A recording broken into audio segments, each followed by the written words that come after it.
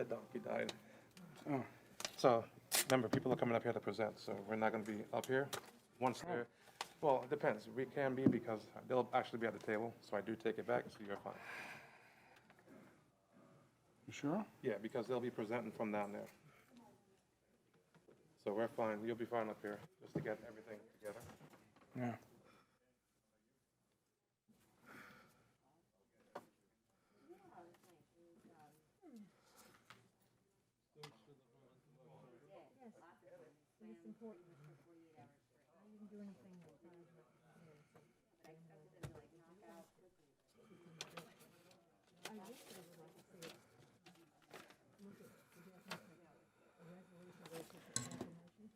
One minute.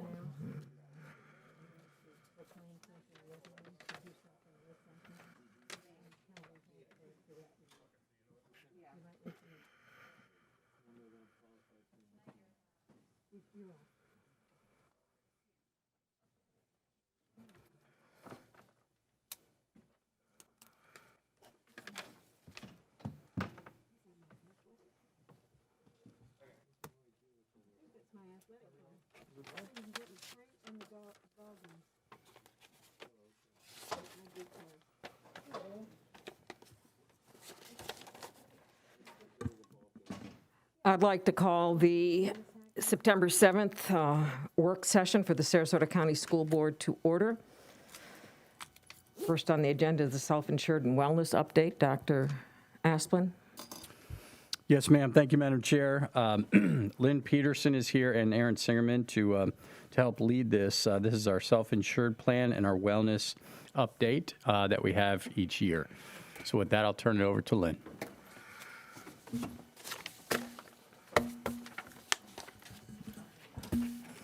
Thank you, Dr. Asplin. Good afternoon, board members. Thank you for giving us the opportunity today to present to you the medical pharmacy, some benefit update and wellness, as we do every year this time. I'd like to introduce, Aaron Singerman is with me as the wellness coordinator, and Allison Foster, the executive director of human resources. And Jeff Jenks is the Aon consultant broker for the district on the medical plan. And hopefully via Zoom, we have Ellen Butcher, who is our pharmacy broker with Tryon. So Aaron is going to start us off with the update on the wellness. All right. I'm on, right? Okay. All right. Good morning. Thank you for having us here today. Thank you for the introduction, Lynn. As she mentioned, I'm going to be giving our annual update on employee wellness. I see he's pulling up the presentation. You can move on to the next slide, please. Click it right there. Oh, I'm clicking. Okay. Even better. Okay. So data drives programming, and every year and throughout the year, Lynn and I review a variety of data sources to help us determine which employee wellness programs are going to have the greatest impact on staff and have the greatest need. Annually, we sit down with Florida Blue to review claims data. Similar to past years, the top diagnostic conditions by spend remain cancer, musculoskeletal, and circulatory conditions. We also look at the health assessment data that comes from our biometric screenings and health assessments, and I'll go into this in more detail in an upcoming slide. And for Sarasota County employees who participated, top lifestyle risk factors include BMI, nutrition, blood pressure, and glucose. We also work closely with Humana EAP and Work-Life Services to look at employee emotional well-being and mental health. Top requests from those who participate are relationships, anxiety, and other family issues. And then we also do a staff interest survey. Annually, we do this survey to find out what types of programs and topics staff are most interested in. This last year, we did it the week before school started and through the first week of school. And we had over 600 responses, which is actually the highest response rate we've had for the interest survey. And one question employees were asked was, what types of wellness topics are you most interested in? And their responses were exercise and fitness, weight management, nutrition, and emotional well-being and mental health, actually in that order. That's 1 through 4. A second question was, of the well-being topics, what are you most interested in? And staff said stress and resilience, self-care, and anxiety. So we are using this information to help guide our programming this year. One of the questions on the survey was, if you haven't participated in an employee wellness program, why haven't you? And several of the responses were, I didn't know about it. And they took it one step further and even said, because I am a new employee. So we have since added a module in the new employee orientation to hopefully get the word out to even more employees that this program is out there. One important data set we look at annually is compliance to the preventative health screenings. Preventative health exams help people catch things early so they have better outcomes. Also, wellness exams with a provider, particularly the wellness exam, help you establish the baseline with a provider, which is why we take such a close look at these areas.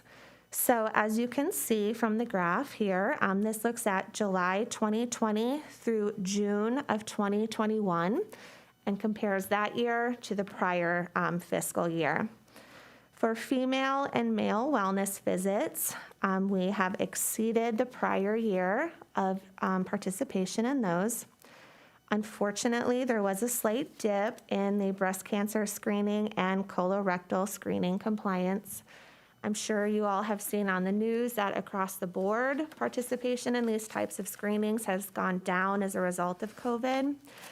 So the fact that it's only just a slight dip is promising, and hopefully we can see that go back up again next year. And then cervical cancer screenings remained the same.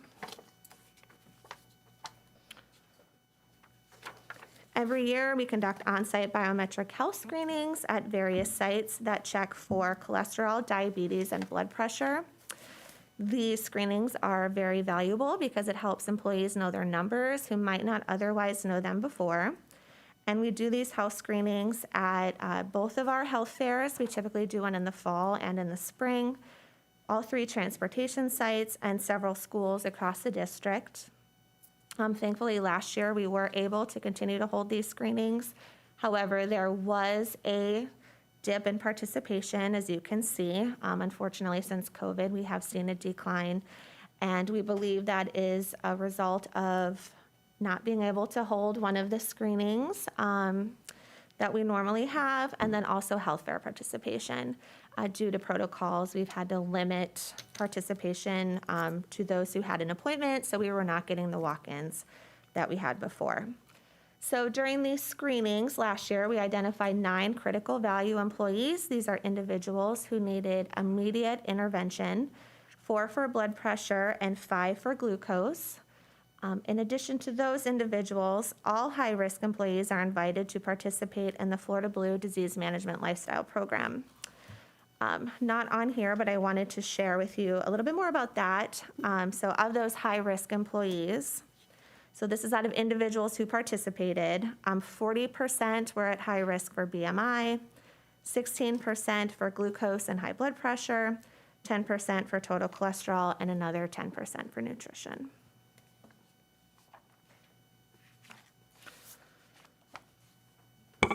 When doing employee wellness programs, we recognize the value of bringing as many on-site activities to staff as we can in an effort to reach them where they are at and reduce as many barriers as possible. One new program that we'll be implementing this year is in collaboration with Resilient Retreat. Resilient Retreat is a free and confidential program for helping professionals, first responders, and survivors of abuse. They provide workshops, educational opportunities, and evidence-based treatments available such as equine therapy, yoga, nutrition for stress and wellness. They just did an art journaling in partnership with the Van Wezel. So they offer a lot of evidence-based programs that we're going to be able to make available to staff. They have committed to working with all of our schools to make this available. We were hoping that would be coming on site, but at this moment in time, it will be available virtually on Zoom. And of course, staff are invited to come out to their retreat center and participate in all of these. We are also continuing to offer the 3D mobile mammography program. Many of you have heard me speak about this before, where in partnership with Advent Health, the mobile mammogram bus will come out to every school site for a few-hour time frame, and staff and teachers are encouraged to sign up. Teachers in particular are encouraged to sign up over planning and lunch, but if they cannot, we are going to continue to offer the sub-reimbursement program, where we, in partnership with Advent Health, are able to cover the cost of a half-day floating sub, so that a female teacher can step out of the classroom for just a few minutes and get their mammogram. We're also continuing to work with Walgreens to provide flu and pneumonia vaccine clinics for staff at all school sites. For the biometric health screening, unfortunately, we don't have the capacity to provide a biometric health screening at every school location every year. Florida Blue said that they actually don't have the capacity to support that, but they are able to provide those on a 3-year rotation. So we're going to look at the schools and how we can at least get to every school once every 3 years. I just want to add to that employees have the opportunity to go to Florida Blue and have that screening done. So there are other options available to employees, as well as getting a screening with their own doctor. But these screenings can also be done at the Florida Blue site too. Yes, thank you. Yes, that is not their only opportunity to participate. And then we still have the Wellness Champions. We have 45 in total. There is at least one at every school site that continues to provide on-site programming, as well as at transportation and the materials management complex.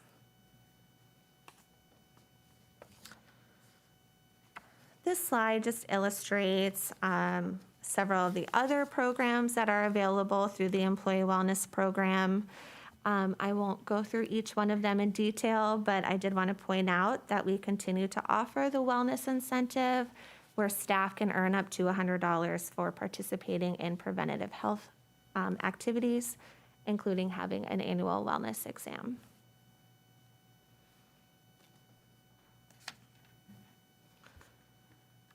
Okay. So I would like to spend the rest of the time sharing with you some information on the staff mental health and emotional well-being program. I think we all understand the benefit of emotional health and wellness programs for staff and the impact it has on them as individuals, as well as the impact it can have on a classroom.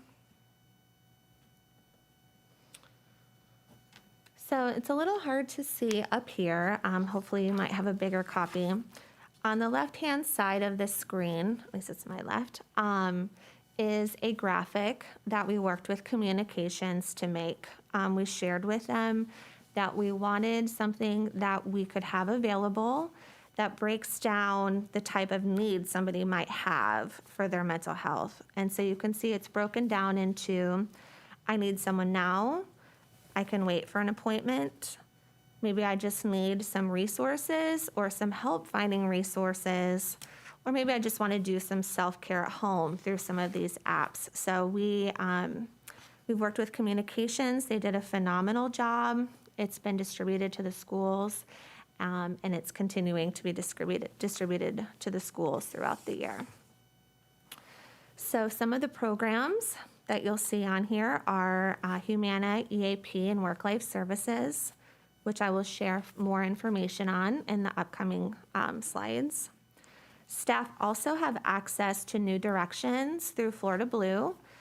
So New Directions is available to members on the medical plan, so staff and dependents who have our Florida Blue plan. Humana, EAP, and Work-Life Services is available to all employees and members of their household, regardless of if they are on the medical plan. So it's an important difference there. And then we also have mindfulness resources available, such as Inner Explore, My Life Meditation, and Headspace for Educators.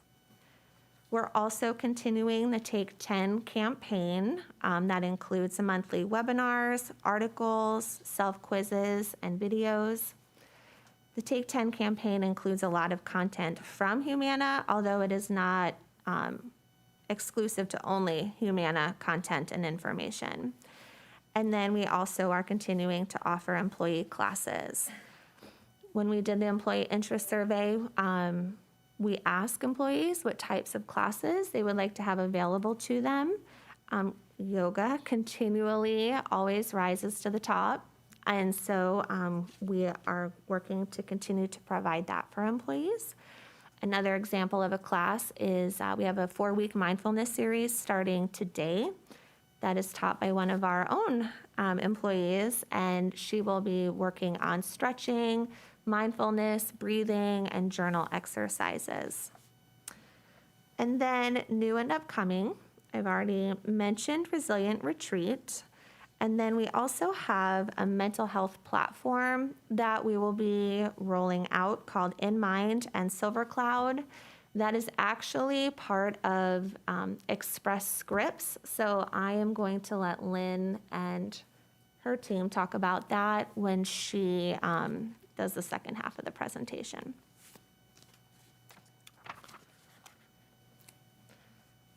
So as I mentioned, Humana EAP and Work-Life Services is confidential. It's available 24 hours a day, 7 days a week for employees and members of their household, whether or not they are on the insurance plan. Humana EAP and Work-Life Services is great because you can kind of break them out into 2 categories. They have their EAP services, which most people are familiar with, where you can call in for some short-term counseling to help deal with everyday issues such as relationships, financial, workplace concerns. They offer support for a variety of topics. But then they also have their work-life services part, where they can provide assistance, information, and support to help make life easier. So convenience services, maybe you're going on a vacation or you're buying a car. They can do some research for you to help you find the one that is best for you. They offer legal support.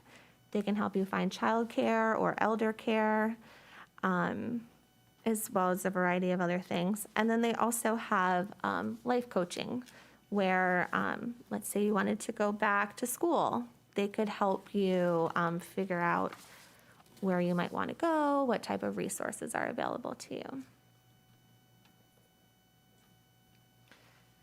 So this graph here compares Humana total services utilization from for last school year, July 1st, 2020 to June 30th, 2021.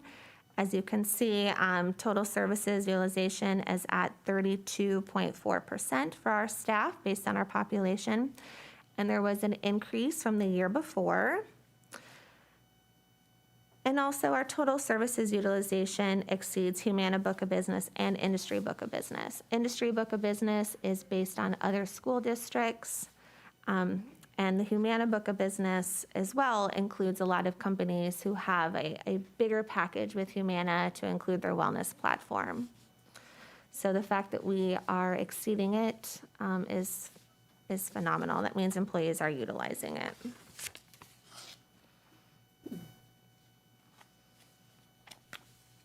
I also wanted to show you total services utilization for Humana since we've implemented the Take 10 campaign in 2019. So I'm sure many of you have seen the Take 10 campaign. It goes out at the beginning of every month, and it encourages employees to stop and take 10 minutes for themselves.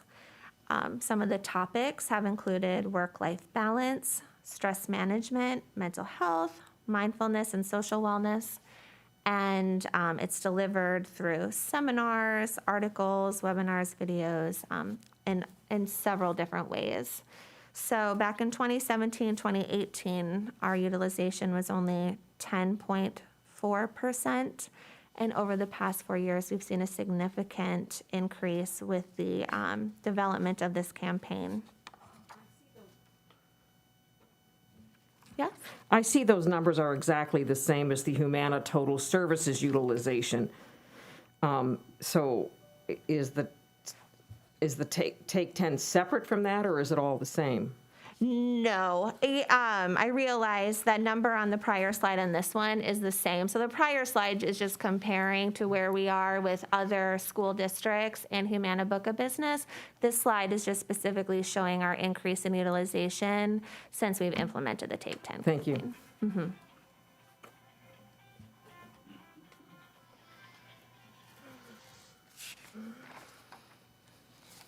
Okay, and then this here shows the types of EAP requests that employees have when they call in. Relationship problems, anxiety, OCD, phobia, and other family issues are in the top 3. And then general stress is number 4. If you remember last year when we were here, legal was at the top. It was all the way over in number 1. That was the online wills, trust, and estate planning. And it was believed that that was directly correlated to COVID. It was, people were calling in to try to get those things set up. But it has moved back down the list where it was prior to COVID, the legal. And then the other topics that I just mentioned have moved up in the forefront again.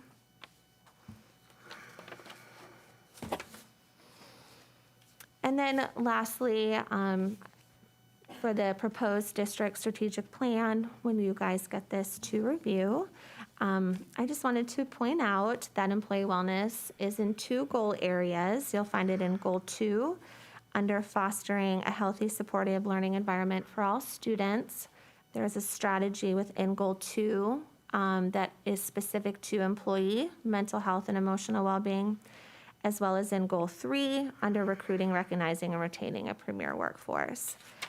So hopefully more good things to come for employee wellness. And I think it's great the district is continuing to support the greatest asset, which is the employees.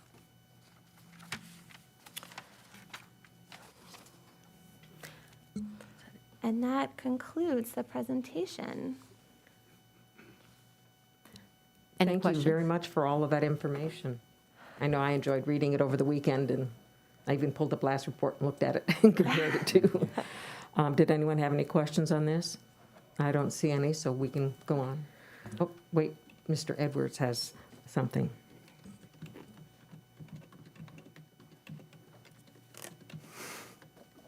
Okay, thanks for the wellness update. I did also enjoy reading it.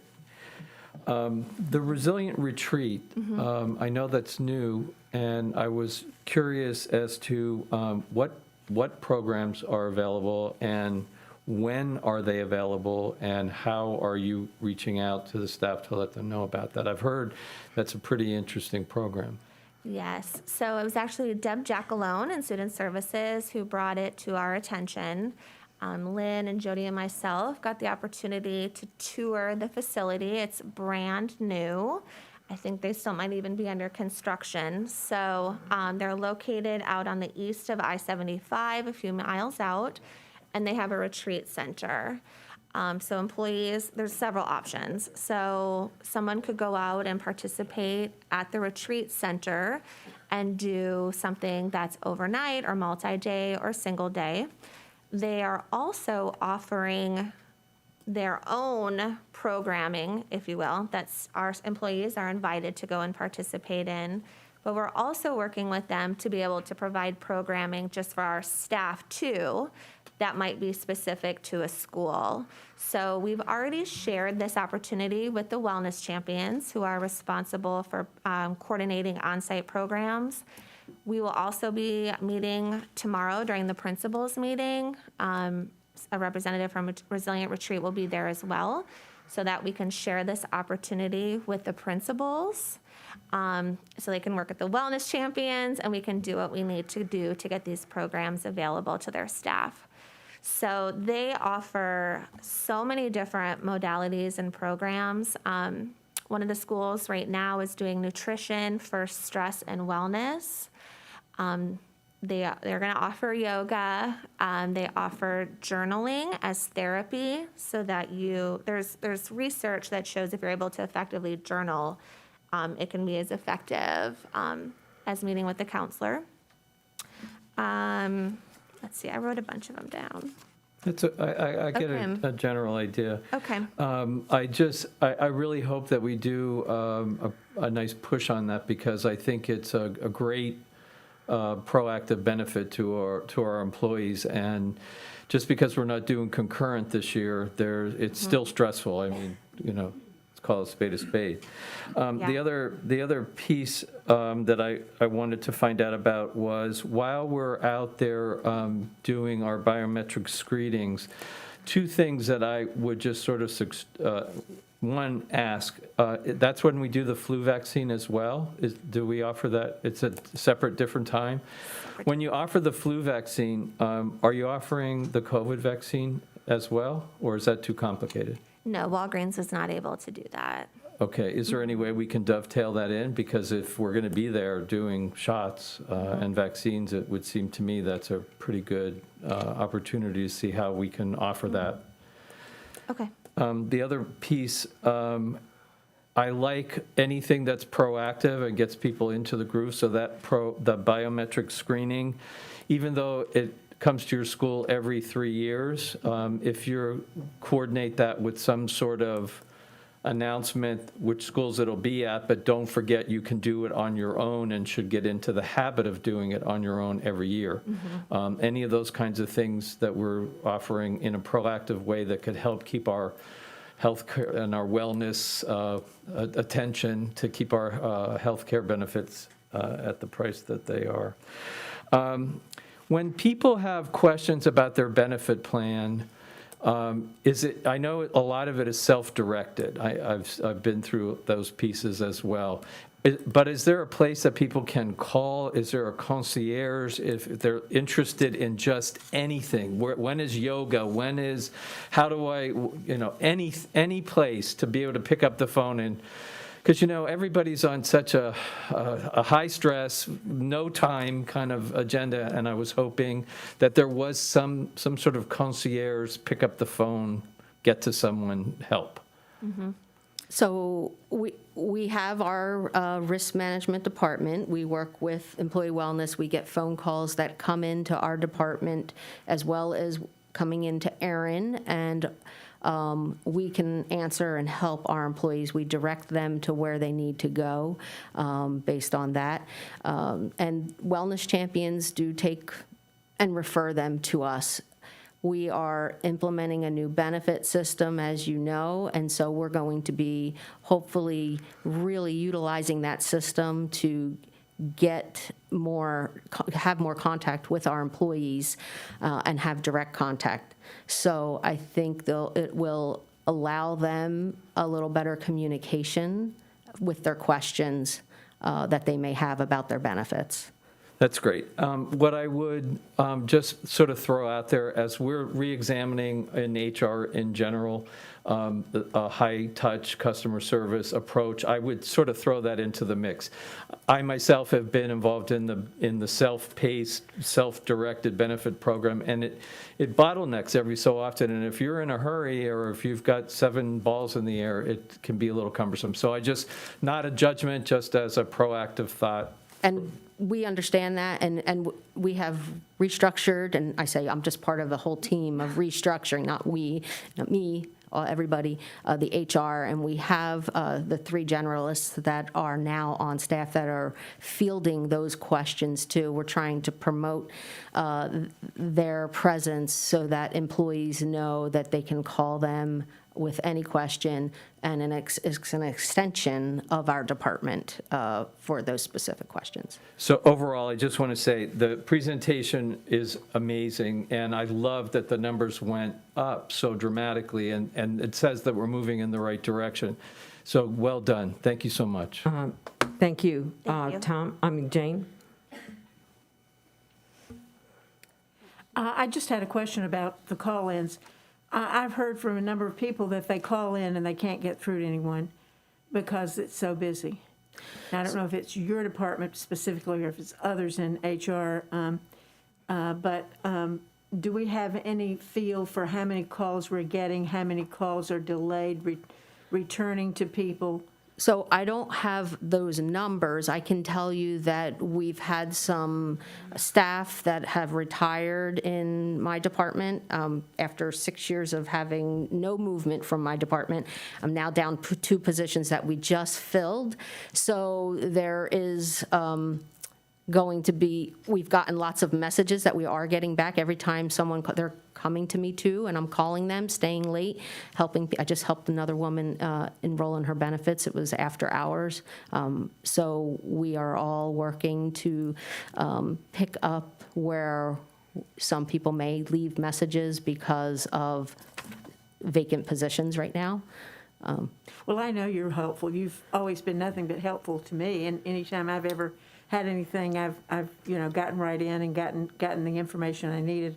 But I just heard the rumblings of that recently from some people that they would call in and nobody was there, and It's they left a possible just message, because we had one retire just a couple weeks ago.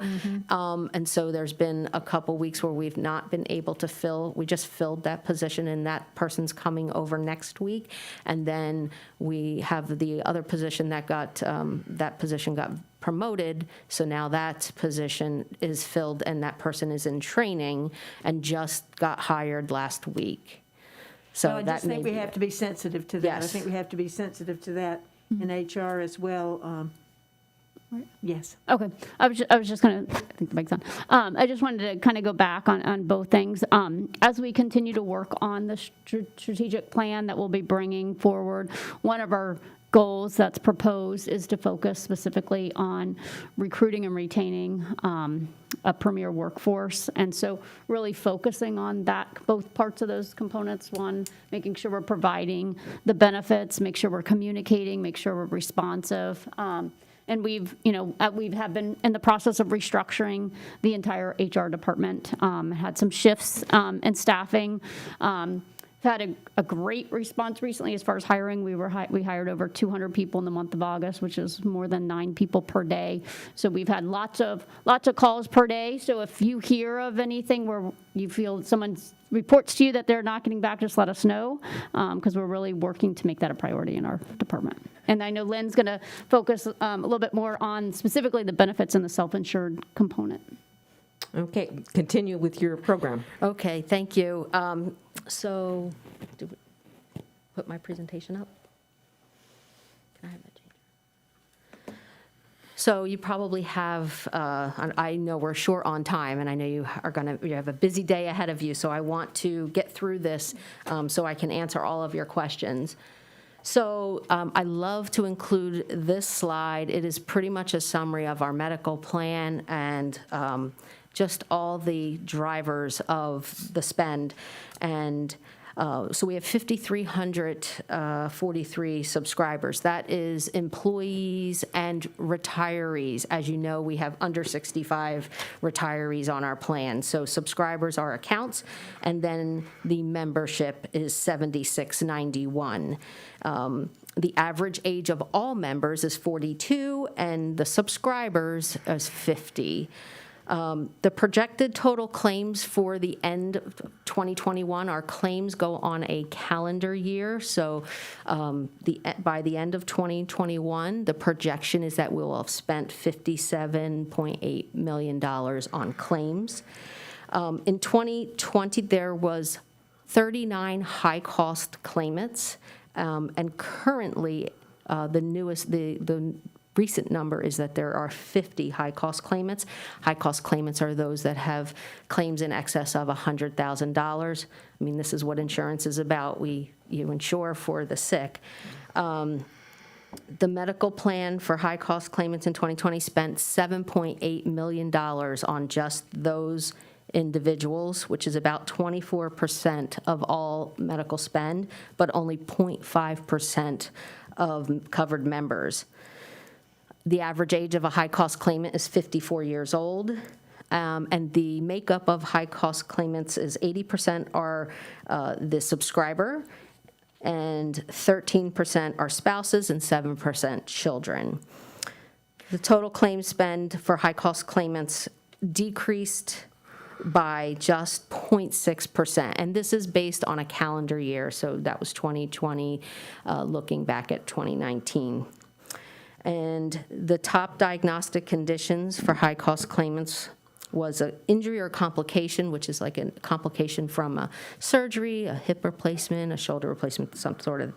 20% was there. Cancers, 19%, and gastrointestinal, 17%. 43% of high-cost claimants have depression, which is understandable.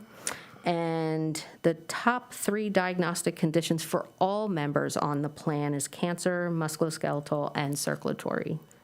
I looked at those numbers and I thought, well, we had 39 last year, and it looks like we've got 50 already this year. I'm like, boy, that Yes. went up. Well, I don't know if that has anything to do with the COVID, but I looked in 2019 and we had 65 high-cost claimants and it was $12 million.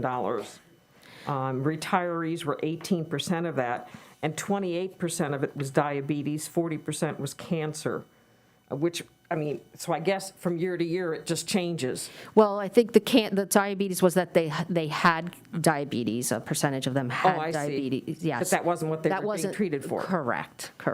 But that just causes whatever it's what we call They all- comorbidity. Right. That's something that they also have as part of their condition. Yes. Because of the high-cost claimants this year, are we seeing more? I don't know how many we're seeing in the ICU this year or long-term hospitalization over COVID. There are a couple in that number that have COVID, but it wasn't the majority. It is the other diseases. Not yet. Okay, Right. thank you. Right. There we go. Okay, so the next slide, I know that I've been giving an update about the COVID-19 and vaccination. So to date, as of July 30th, the plan has spent $985,000 for claims with confirmed COVID-19. So just to give you a little snapshot of what's in the plan. And then this is the next information on the vaccinations as a breakdown from Florida Blue and Express Scripts. And these numbers do not include anything that may have been given by the Department of Health or other entities. So this is only what our plan has record of. So I just wanted to give you that information. So I'm sure there's more out there, obviously, because we did so many vaccination clinics. And those vaccination clinics weren't included in these numbers? No, they were not, because we do not have that data. It's just the ones that got it maybe at a pharmacy or their doctor's office and got the vaccination and presented their card, Express Scripts or Florida Blue card. So some of the programs that we've put in place, just want to give you an update that Teladoc, as you know, has been in place since 2018. It continues to be very popular with the employees, and COVID has helped employees to really take advantage of Teladoc. And the district plan it is a savings, but it's more of a convenience factor for employees. And then it is also nice that they don't lose a lot of time from work. They're able to see a doctor even right at work while they're there or at home. They don't have to run out to a doctor's office. So Teladoc reported the estimated savings to the plan of $334,000. That's just for this year. And you can see that we've got a significant number of members that have registered for Teladoc and that have had visits in the past since 2018. Healthcare Blue Book, we implemented that this year, January 1st, and this is a tool that helps members shop for coverage for care. As we discussed last year, we talked about this being a tool to comparison shop for good facilities with good outcomes, a lot of differentials with pricing of same procedures, and it's for elective procedures. And so employees get cash rewards for shopping for their procedure. And you can see on the next slide that the savings to the plan has been about a net savings of, the total spend was savings was $95,000, and then the reward cost was $13,000 in rewards. So it's a 1.4 to 1 saving. So we're on the right track. Employees are getting monthly notices about the program. It has to be something that, obviously maybe this year they're not familiar, not having an elective procedure, but we like to continue to promote it so that when it is time to have something, they are aware that they can shop for that and get rewards. The next slide just shows you a little bit more detail on the breakdown of the outpatient procedures that are being researched and where they're getting their cash rewards.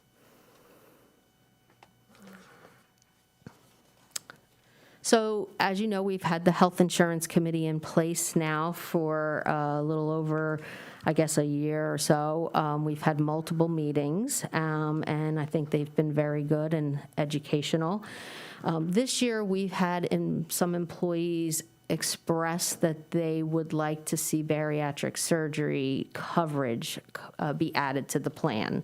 That is something that is not covered on the plan. So the Health Insurance Committee was able to see testimonials from employees who have had bariatric surgery on their own and that it's been successful, and the benefits of what they've seen from having that surgery. We've also reached out to Aon and Florida Blue for their input for other districts that have the coverage and the benefits of adding that to the plan. Did you want to say something? Well, I think it's something when you look at an additional procedure which might present some cost, as we've been talking, whether it's well-being or cost and quality with Healthcare Blue Book, is giving an employee an opportunity to actually put them in a better position for have lower claims in the future. And I think with the bariatric, there's also the opportunity to just have a better productivity outcome as well. The key to it, and what's happened with other districts, is that you have to put some guidelines in place to make sure that they stay on track.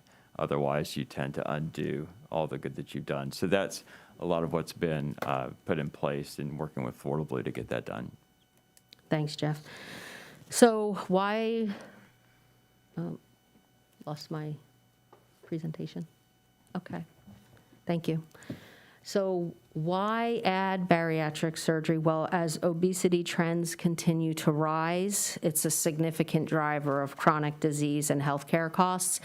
And I think it was pretty telling when Erin shared that out of the 500 that had the screening, I think the BMI was 40% had a high risk for their BMI. So that was just a small snapshot of all of the membership. Morbid obesity is significantly linked to disease and poor health conditions, and it has an impact on the health and mental conditions. It also reduces productivity. Given the significance of growing prevalence of morbid obesity, more employers are evaluating adding this to their plans. And it's something that if you add it, it's going to take time to see the benefits. So it's not something that you can just add and then decide to take off. It's a longer period, but you have to put things in place to control and make sure that it is successful. And we've had Florida Blue provide us with information about the surgery, and that the benefits include treatment for type 2 diabetes, better blood pressure, and all of these things are prevalent on our medical plan for our membership. So and cancers. So it's just, I think, a good benefit to put in place to help those who have sought help and just can't get to where they need to get, so we can mitigate the high-cost drivers that we may see in the future. The procedures and the cost, the impact to the medical plan is about 1%, or about $560,000. So overall, not a significant impact. Other school districts that Florida Blue and Aon work with that have this coverage are listed here: Manatee, Miami-Dade, Pasco, Pinellas, Volusia, St. John's. So on May 10th, the Health Insurance Committee is recommending that this be added to the medical plan, and that we mirror Pasco County Schools, their guidelines. They have pretty significant guidelines to make sure that it is successful working under Florida Blue, going to a Blue distinction hospital or center of excellence to make sure that they are getting good outcomes, following a pre-surgery guidelines of a diet and exercise program, and also post-surgery guidelines. And you'll see mental health screening is also included in that to make sure that they're getting that support. Yeah, I was going to say that I think some mental health needs to be added in there, because sometimes, eating is a form of self-medicating on mental health issues. Mm-hmm. Absolutely, and that is why that is included in there. Also, as part of the guidelines, the body contouring and the restructure would be included as covered, as you lose excess weight and you have issues with excess skin, and so all of that needs to be covered, otherwise you're just creating more problems. So that recommendation is coming to you from the Health Insurance Committee. We're going to move on to the pharmacy update. And is Ellen on? Did you let her into the Zoom? I'm here, Lynn. Okay, great, thank you. So the next slide, which, well, now we can't see the slide, but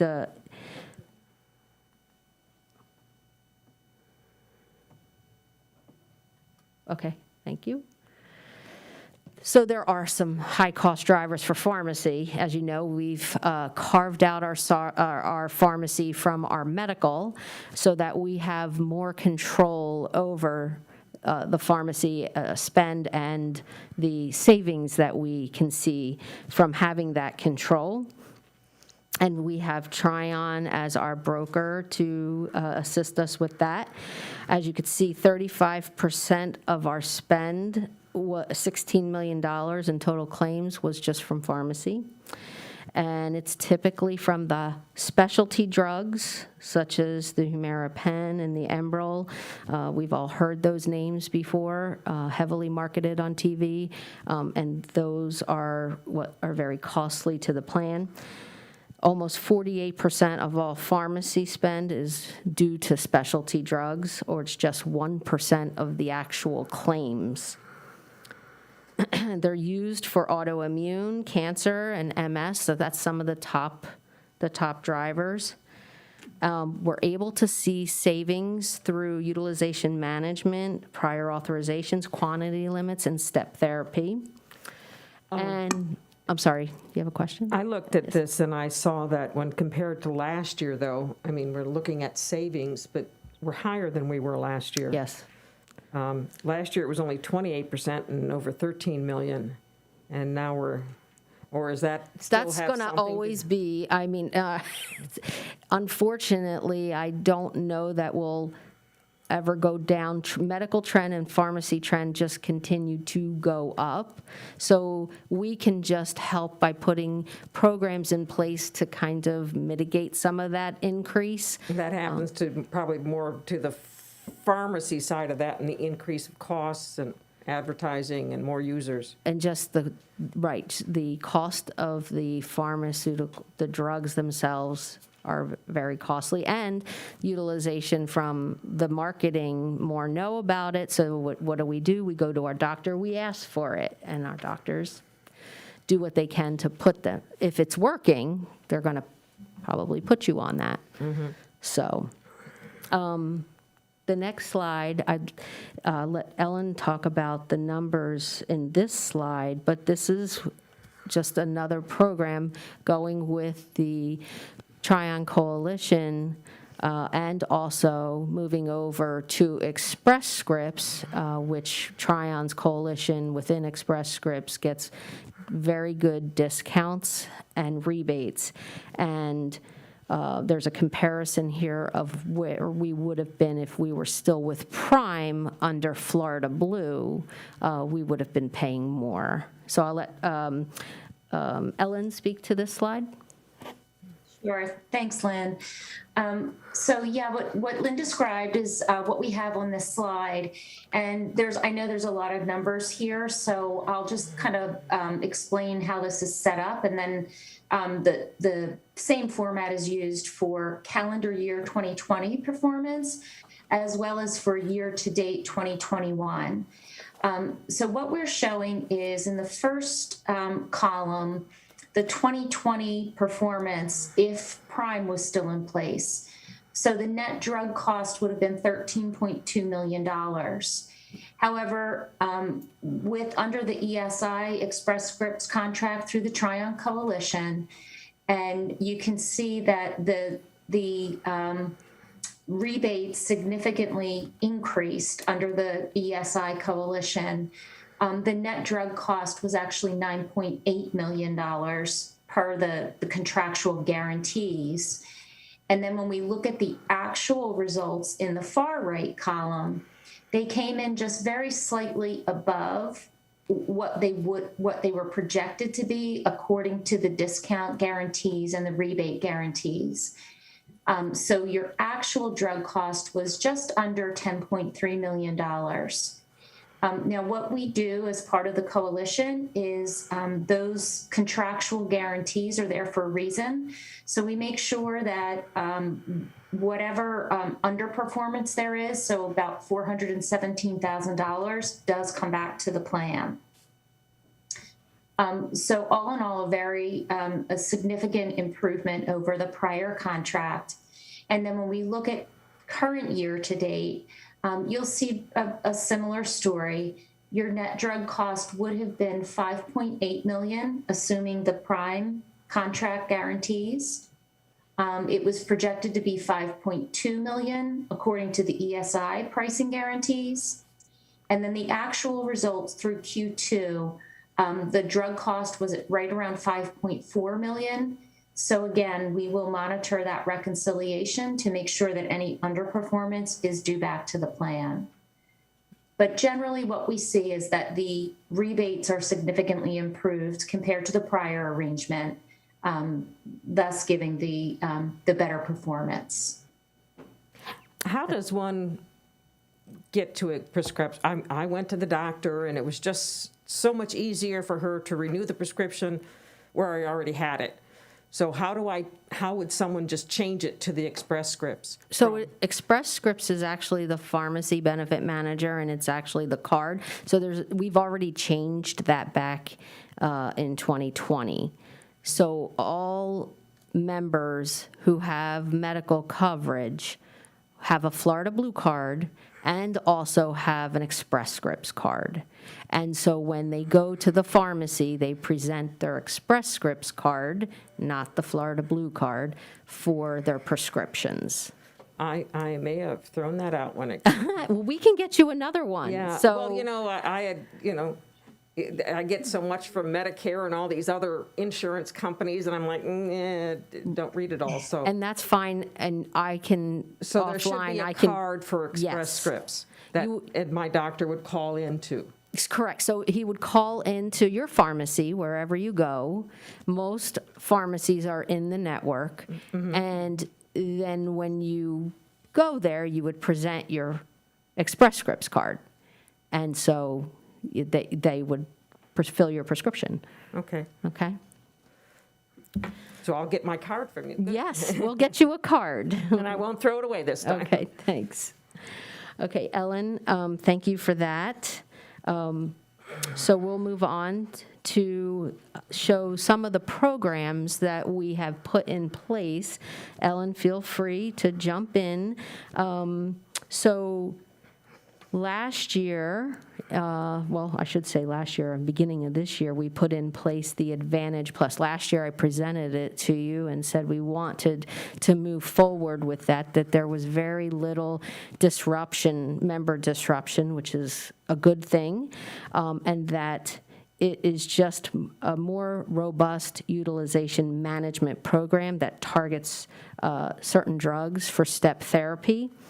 And with that, we have been realizing savings, and it's estimated that we will realize a $1.4 million savings from having this plan in place versus the prior step therapy, which was just very little, and it only had $360 of savings, $360,000, sorry, apologize, $360,000 worth of savings. We are now going to realize about $1.4 million of savings just by making a few tweaks to that and be part of that Advantage Plus utilization management program.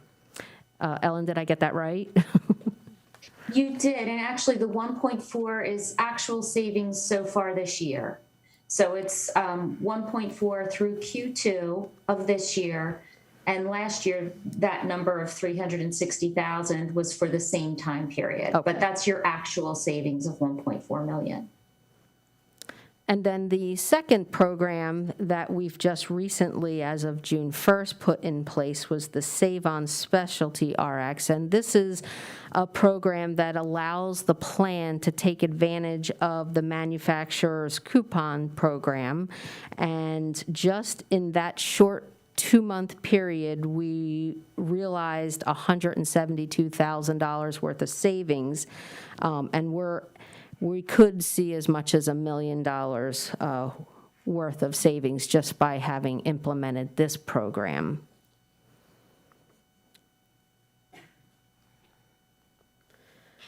The next one, and this new program that we'd like to implement, is a behavioral health support program, ESI, the In Mind program. This is what Erin referred to in her presentation. And I'm going to let Ellen speak to this a little bit. She'll be able to speak a little better to this than I will. I will try. So, yes, this is a behavioral health support program, and there are additional resources available to both the member as well as a prescribing physician, in addition to certain edits at the pharmacy. So when an individual goes to get a prescription for a behavioral health issue for the first time, the pharmacist will be alerted to provide some additional support at the pharmacy level. But members would have access to, or they would be getting additional outreach from Express Scripts. They would get targeted letters as well as outreach by a pharmacist that specializes in behavioral health. And then there's also a new digital resource called Silver Cloud, and that provides the members with the ability to do digital cognitive behavioral therapy, which is, a positive psychology mindfulness program that they would have access to. The physicians would get alerts for monitoring patients that are new to therapy. and identifying patients that might have potential comorbidities, putting them at an increased risk for mental illness. And then at the pharmacy, there would be certain limits for certain drugs. So a 14-day first fill limit for drugs used to treat anxiety, insomnia, and seizure disorders.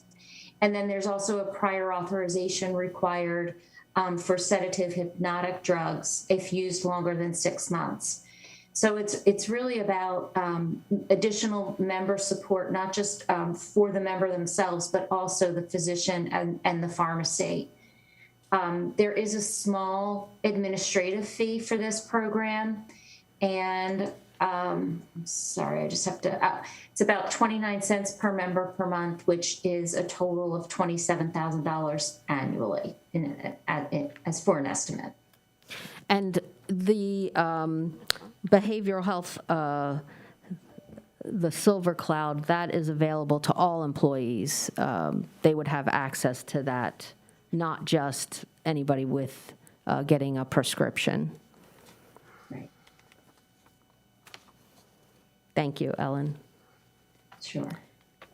Okay, and we're now going to move on to the financial analysis of the plan.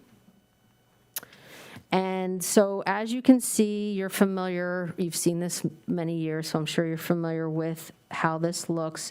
The first column is the fiscal year actual for 1920, and it shows as you go down to the revenues at the top and then the expenditures at the bottom, and you'll see the very last row shows that we have an operating gain in that year of $4.3 million.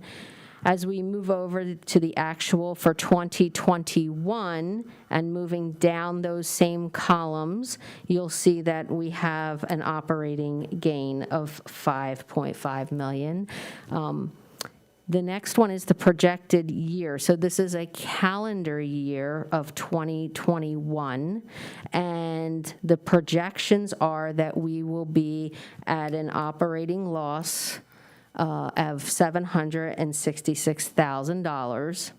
Moving over to the budgeted fiscal year, you'll see that that shows for 21-22 that for the fiscal year, we're looking at a gain, and then the projected plan year in the last column of 2022, this projection incorporates a 2% medical rate increase for the plan. It's a conservative increase of what was previously provided to us by Aon's actuaries.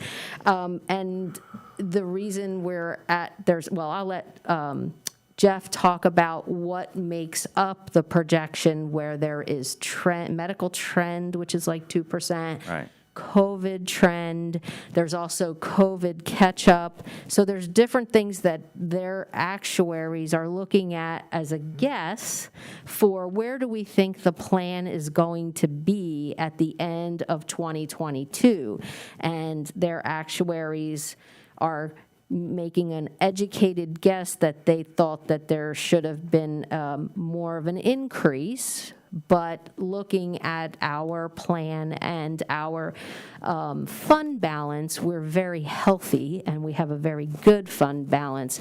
So after all is said and done and consulting with the experts in our budgeting department and our CFO, the comfortable space is 2%, so that we're giving an increase just in case, but we're able to move over. As you see at the bottom there is a $4.2 million operating loss, taking that from fund balance to make up.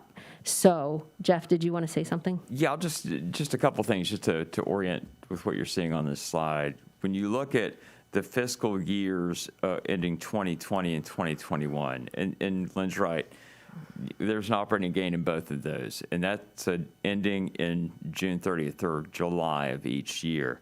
So when we look at projecting out the balance of this year, I mean, you're talking about going under And what's happening is that there's a bit of what we call a COVID bounce back, or they're seeing increasing claims in the second half of this year. And that's what's kind of catching up, because that middle column is a plan year, as Lynn pointed out. So that's calendar versus fiscal. So now you got the second half of 21 that are at higher claims, and that's kind of pushing that down into that operating loss position. So when we're projecting out for 22, what do we think we need to create from a rate perspective to create a top line or a revenue to offset those increased claims? Yes, there's around 5% general medical trend, there's 6% pharmacy trend, there's anywhere between 2.5 to 4.5 of what we call a COVID load, or an additional conservative estimate of claims that might happen because COVID claims rebound. And so those are different things that when we're looking at, trying to assess what those rates should be to kind of put things in order, there are some estimates or assumptions that we make in terms of what we feel that should be. And so that really landed from our perspective just under 10%. And so now if you're looking at what we're doing from a 2% versus a 10, is using that fund balance, which was significant, to offset an operating loss in a given year. So hopefully that makes a little bit of sense. But in the balance, when you look at what's happening in 21, your claims loss year to date is 91% versus a 75 of 2020. Now, 2020 was suppressed claims, so you kind of have to take that with a bit of a grain of salt. But when you consider that in May and June of this year that the claims loss percentage has been in excess of 100%, so in essence, we're having more claims than we have revenue, that's just something we really want to take a look at as we go into the second half of 21. And so that's why you see the numbers reflected from a plan year perspective, where those sit. But Lynn's point is absolutely spot on. And we have seen this in other districts where if you have fund balance that you can utilize to offset a given year's operating loss, then that keeps you from having to pass the increase along to the employees. And you're in essence, the reason that surplus is there is because our estimate of premiums versus what happened in terms of claims was positive for years and years. So that's what happens with the surplus. So didn't mean to go long-winded on you, but thought I'd put a little more color around what's on the chart. Thank you. So with that, as you see, the next page shows our 11208 reserve that we have to keep the 60 days of reserve requirement, and the bottom number at the bottom shows our fund balance, and it's a very healthy fund balance as we move across for each of those years. For our budgeted fiscal year of 21-22, you can see that prior to, if you look at the line where it says $24.9 million available to repay and transfer, that's the bottom line, even with the 2% included and with the $4 million repay of the fund. We've got the $24 million of fund balance. And you don't want to carry too much fund balance and be heavy, but you don't want to be too light. So with that, we've done well over the years so that we can do this and not have a very significant increase, but the 2% increase is enough to keep us from having a even greater increase possibly next year. So we're still at a very good fund balance, even with that, utilizing that $4 million. I have a couple of questions. Tom, did you want to ask the question now or when she was finished? Yeah, my question is really back towards the biometric or the barometric surgery, so I can wait. Okay, Jane? I'm glad that we're in a healthy position and that we're paying back the reserve. But my question is, have we thought any more of opening clinics? You know, we've been talking about this for 6-8 years, I think, about opening clinics. And, you know, even if we shared them with other municipalities in our county, there are some real savings to be had and loss of productivity as well from those clinics. Are we looking at those? So- The committee talked about that at all? We have not, because that's significant spend for a clinic, and I think it's probably been 3 or 4 years that we looked at it. I had put it back that we want to the board, did we want to go further with looking at that? Because we had done some of that initial research and saw that it was going to cost millions of dollars to get started. So we have not, but certainly if it's the board's decision that they want to start to reopen that conversation and look at clinics, then I am certainly going to, I certainly can start that.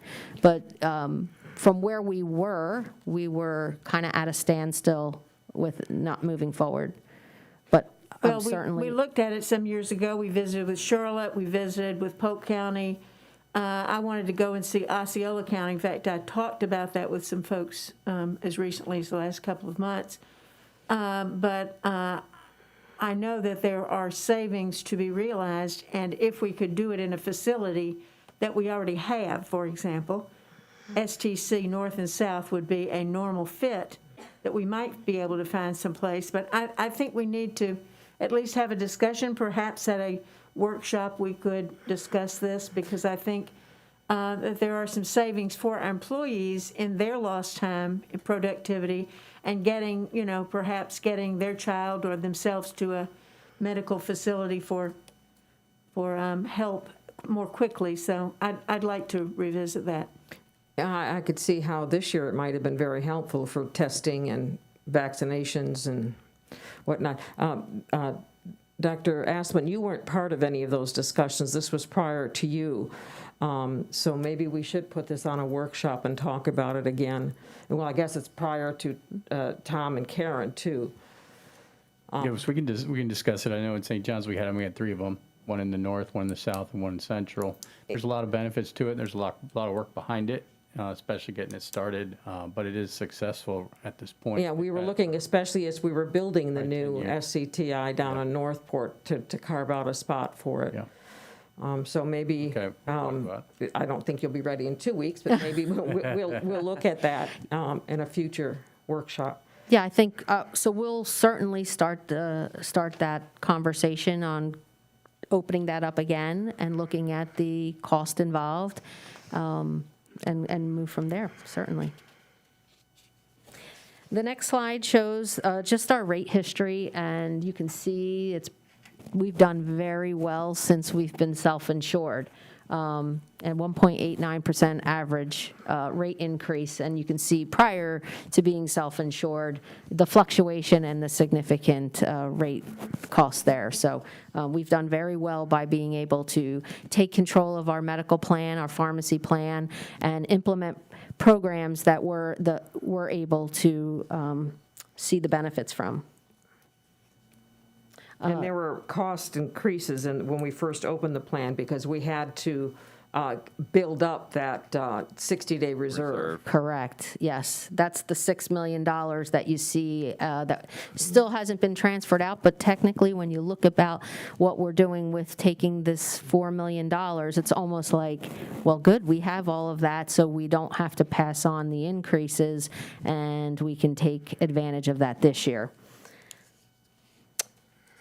So open enrollment, just a quick note, as you know, it's going to be October 12th through November 8th. We're implementing the new benefit system, so we're making this for all employees to participate in open enrollment. We're going to be having enrollers from Aon to assist, because trying to get 5,400 employees through open enrollment is a big task. So thankfully, Aon's enrollers are going to assist virtually. Employees are going to be able to meet with them one-on-one virtually, or through a call center, or through in-person at select sites throughout the district. We're selecting transportation, we're selecting all the high schools so that the surrounding schools, if they want to come in and actually sit down with a person and meet with them and go through their enrollment, they can do that, as well as they can always come to us here at the landings. We'll have the STC open and available during our somewhat benefit fair that we're going to have with screenings. So employees are going to have a lot of opportunity to have assistance with getting through this. And the main focus with that, by the way, is to make sure that we're supporting the communication efforts, whether it's the well-being, understanding the differences in platforms or any new programs. So going back to your point before about when employees have questions, how do they get those answered? I think there's an element of how can we get information in front of them when they're going through the enrollment process, when they're actually thinking about it. That obviously is a bigger question when we're talking about ongoing service. But again, really want to have that theme of understanding communication, education at that point. Correct. And the next slide shows, and I'm going quickly, the benefit rate increases for the medical. For dental, we've been spending down the reserve for dental over several years. We're now going to have to put a little rate increase there. And then, as you know, the life and long-term disability was approved as it went out for RFP back in May. It came to the board for your approval, and we'll be going with the standard for those benefits. And then because we're able to get all of our employees to participate in open enrollment, we were able to negotiate through an RFP with AFLAC. They were the best respondent for our voluntary benefits. These are 100% employee paid. They have the option to purchase critical illness and accident plan, short-term disability, and whole life. And we're going to go with AFLAC for the three that are on this page: critical illness, accident, and short-term disability. Employees will see better benefits with more coverages for each of those, as well as rate reductions. So we're going to see some good things there. And then our whole life is now going to be with Allstate. They work well with Benefit Solver and their system, and they were able to match what we previously had with AFLAC, and we will see a rate reduction there. So good for the employees. And we're going to introduce the identity theft insurance with LifeLock for employees to have they'll have $1 million worth of identity theft coverage. So that's a good benefit for our employees. And some of these things will be coming to you in your next 2 board meetings for you to approve. Any questions? Bridget? First of all, thank you. I know we just covered a lot, and there's a lot of work behind that, so I know I'm quiet, so we're on a tight timeline, but I just wanted to say thank you. One of the questions I had was, as we talk about rate increase, a lot of it's a testament to Erin, the wellness and the proactive aspect that you guys are doing, and I think you're doing a great job. As we look at rate comparison, and I think this is important from a communication standpoint to our staff, especially when we look at the reserve, and it's very healthy, and we need to have that so we can pay the claims, but there's kind of that balance, and I know that's where the 2% to 10% swing was. As a comparison to industry comparables, and I understand the census changes a little bit, but is there anything that you can kind of provide that indicates people in a similar industry with similar census, what are they experiencing when they're not self-funded? I can speak to other school districts that are self-funded. Or self-funded, yeah, I guess it's size-wise, yes, okay. And your experience, and I'll speak in terms of claims as well as what percentage increases they're below what we're seeing. And I think there's an element of demographics. I think, when you consider from a high-cost claimant perspective, the average age is 54, things like that, that's where having the well-being programs try and affect that on the front end are important. But quite honestly, I think it's a function of just general overall claims that have been really in single digits or lower, which you just don't see, particularly when you see it over a period of time, which you've had.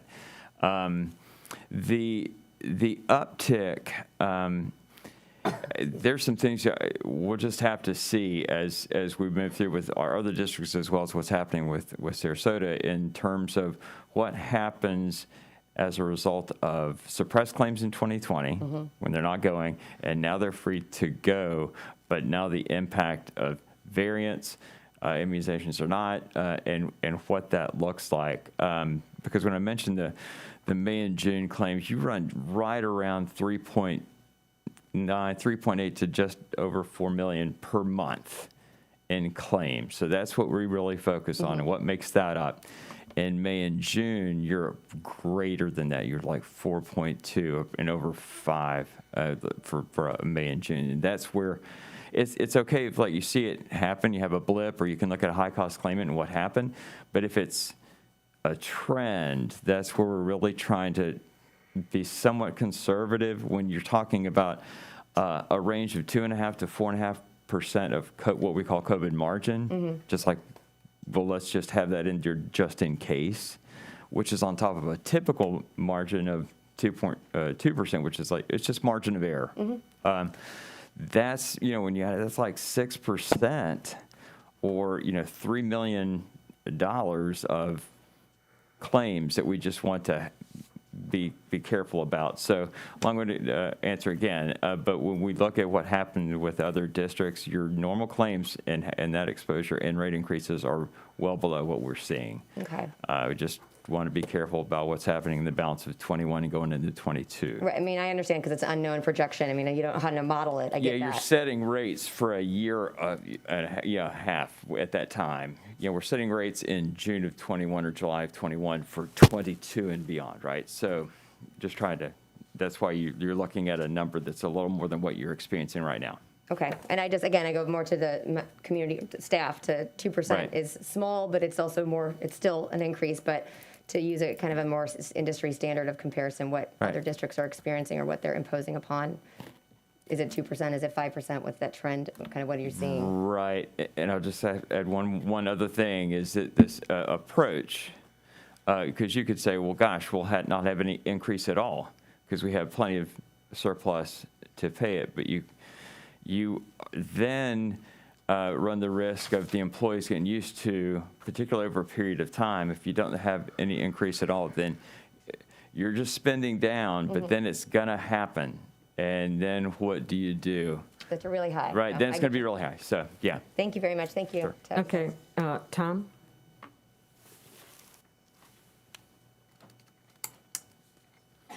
While we're on that topic, Jeff. Sure. The 985 that we've accrued in spend for COVID through July 30th, is there, you're talking about the claims took a jump from May, June. Correct. So does that 985 include that It's number? prior to that. Okay. So that's up to June 30th. Well, yeah, so that does. So you're right. So it's May and June. So that includes that. You're right. Okay. Right. And is anyone looking at the trend where that's headed? Is it the COVID related? Is it, okay, so question, I know that I've been reading about a lot of self-insured. I'm not sure how it applies to school districts, so forgive me on the technicality of that, but a lot of self-insured employers are raising premium for unvaccinated employees. So I was just curious as to how does that apply to our plan? I mean, it's a business decision, not a judgment. It is, and it's also a legal precedent as well. So, and I'll use well-being as an example.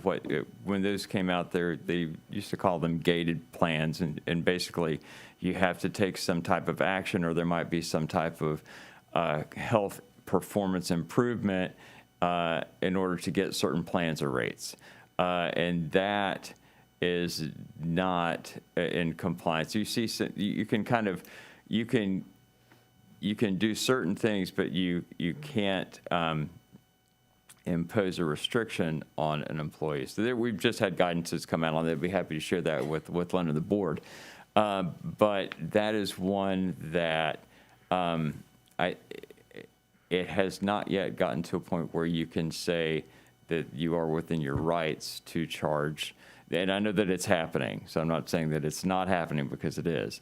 But that's just our legal position from our staff, is that at this stage of the game, you wouldn't want to put yourself in a position to charging someone a higher rate for not being vaccinated, because you're requiring them to take another action. But we can provide further guidance on that. Sure, I think it's just something to watch. Oh, absolutely. Like I said, it's not a judgment, it's a business It's decision correct. about staying financially sound. Correct. I want to go back to the bariatric surgeries, if I can. It sounds like a reasonably smart investment. Of premiums about $560,000. Is that correct? That's correct. And then does that include all of the work around the body contouring? Yes. Should that happen? Yes, that's correct. And then my question would be, just from a cost justification standpoint, would it be a good analysis to see if our claims, let's say connected to diabetes, type 2 diabetes, if those claims were to go down because of the surgeries? Is that some sort of analysis that would make sense? Well, I think it depends on the population that you're looking at, because, there's others that are not going to have the surgery Sure. that have diabetes. There's a pretty significant number of our population that do have diabetes, but maybe don't qualify or don't want to have that surgery. So I think maybe you would have to look at those numbers based on the individuals themselves who went through the surgery, and if there's a reduction, that they have their numbers under control and they're maybe no longer taking any medication, which is one of the employee testimonials that we did hear, that they were no longer taking any medication. So I think that you would see that those individuals would probably come off some of that medication potentially. I guess what I'm looking for is some sort of benchmark that says this was a wise investment as it relates to wellness and to reducing our high-cost claimants down the road, whether that's type 2 diabetes therapies or whatnot. And I connect that to the 600 people that you surveyed all said nutrition and BMI and all those kinds of things are of interest to them. It certainly is connecting to the obesity explosion that we're experiencing as a country. So I guess all I'm trying to do is, it was a good investment. I want to know that a year from now or 2 years from now, that it was a sound investment. It looks like it, as we talk about it. Lastly, I'm not a doctor. I don't even play one on TV, but I would say that I think it was one of the school districts had their policy of how they utilize the therapies post-surgery. I think it was 6 months of nutrition. I would just suggest that it go to 12 for us, because it seems to me that people in recovery 90 days after post-surgery are going to be paying attention to their diet anyhow, because they can't eat everything that they might want to. But we really are trying to change long-term behaviors. So from a policy standpoint, I would just volunteer 12 months. Okay, thank you. Thank you. I think that's all we have. I know we ran a little over 90 minutes instead of 60, and you did say these things take longer. So I appreciate all you've given us. You've got some good ideas here that we're going to be moving forward with, and I appreciate all the information. Thank you. I'm sorry we went over time. Sorry about Oh, that. no, we had questions, and we appreciate the detail, because it's one of our big spends that we have to do, so we need to know what it is, and I know a lot of our employees care very much about what we're doing. Thank you.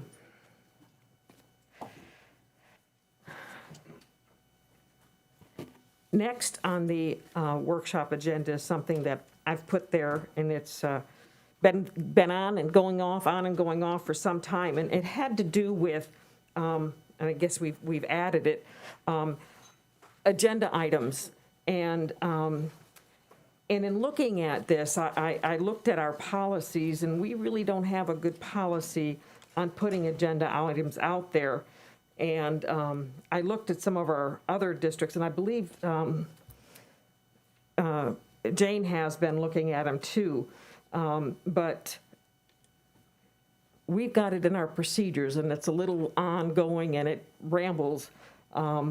But it's actually in the policy manual that we have, that I have from Manatee County. It's policy 0165.1 is the agenda items, and it puts in there exactly how it goes.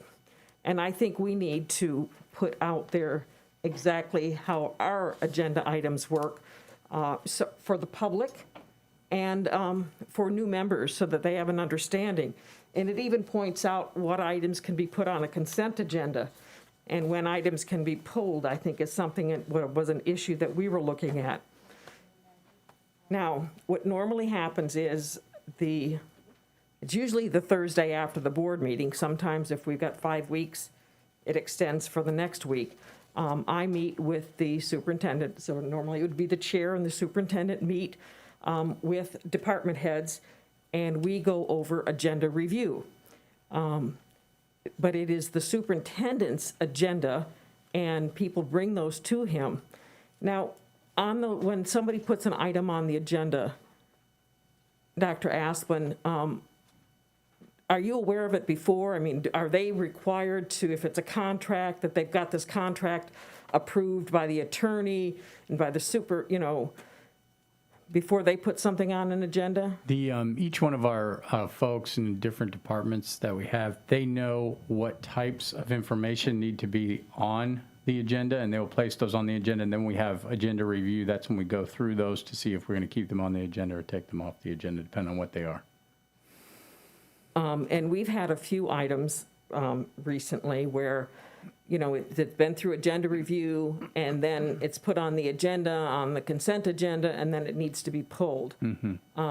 Maybe whatever those issues were, we can look at before they get on the agenda or addressed beforehand. And what we need to do is make sure that if we do have questions, because the agenda, the reason we post the agenda is so that so that board members have it ahead of time and they can look at it. And then I think they have it for a whole week before it's actually posted to the public.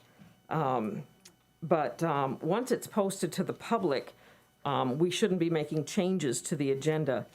In fact, I think there's a limit on when we can make those changes to the agenda. And I think that is something that we need to look at on that. And the other thing is when we add something to an agenda, the workshop agenda is something that the board and the superintendent put together.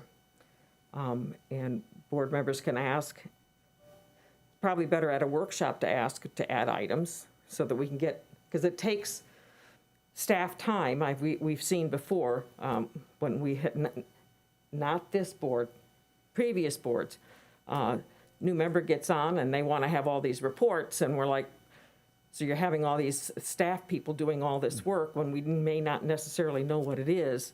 So normally what we want to do is discuss it ahead of time when we come up with the workshop agenda. But there has to be a time that we limit the time when items are pulled from the agenda, or if something has to be pulled, I think there has to be a reason for it or some sort of an agreement.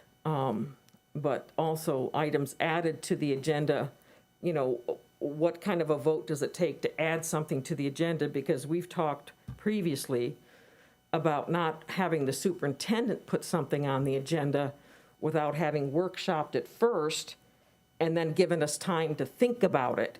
So we're looking at those kinds of things because I do believe we need to look at writing up a policy similar to what we see in other districts. But I want to get some feedback from you all on what you want to include or not include on a policy. And I would, welcome you to look at other districts to see what their policies look like. Karen? Thank you, Madam Chair. If I'm looking at, reviewing things at the workshop first, and perhaps I'm mistaken, but I believe we have new business today with the Greater Florida Consortium and the 2022 legislative program to be voted on, and have we discussed that as a agenda item on a workshop? Only you bring it up, that is, It's basically the same one it was last year. well, okay. So the 2022 is identical to the 2021? No, I think there were some things that were taken off. So it's not identical? Jane, do you want to? Well, I would say that I think it was mentioned by our chair at the last workshop, maybe hastily, but since we only have 3 board members that are participating in the consortium, I had no input, but no discussion with anyone at the workshop table, and thought that this would be a pretty easy approval of at least the 3 of us, since the other 2 of you do not participate in that group and really hadn't asked for any feedback or any discussion other than what was just kind of minimally mentioned. Madam Chair, what is your thought? It is a time certain that that has to be done. So perhaps, what is the time frame that they have to have It has to be done now because there's a meeting coming up. Yeah, there's a time certain that that has to be done. And I mean, has to be the approved. agenda was published. It has to be Ahead. approved by the board, but not everyone on the board has to approve it. May I respond? Yes. That wasn't my point. My point was I thought, I understood there to be an agreement when you're talking about adding things to policy, and at the same time in this very school board agenda this afternoon, there's exceptions to that. So that's my only point, and thank you for the clarification that we are looking at generating policies, but there are unwritten exceptions, so to say.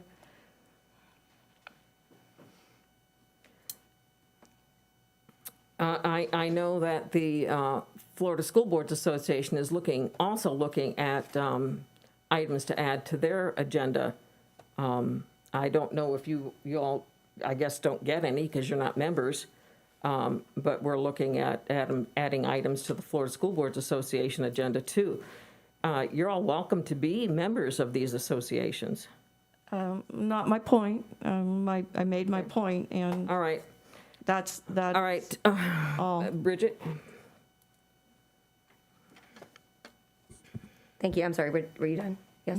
Thank you. Well, no, and I think we've certainly talked about operating procedures, and I'll agree. I know when I was chair, I also wanted it to be formally adopted so that, really it's then now adopted, approved by the board, and so that really affords for the consistency. Now, certainly there could be something in there where I would hope that it would be a 5-0, but I understand that's not what I pushed for. It's an opportunity for us to talk through things, put good process in place, and being consistent with it. I think that's where I think Mrs. Rose, I didn't think of it until she mentioned it, but I think that illustrates that part where it makes it a little bit more challenging. If we're going to go this route, let's be consistent. And certainly there are anomalies or circumstances that occur, and I'll raise one concern I've said before. For example, is there's a best practice, and then there's the aspect of what ultimately needs to be black and white that we can and cannot do. And there's a lot of legalities to certain things, but when it goes to the meeting agenda, I believe that the more we can put it out into, more in advance, and we can put it to the public, it's a benefit for them, and it's also a benefit for us as board members to do our due diligence, and also to ensure that staff provides us the supplemental information that we may need. However, it has rarely happened, but it has, in which you can't move items until the Friday before the Tuesday.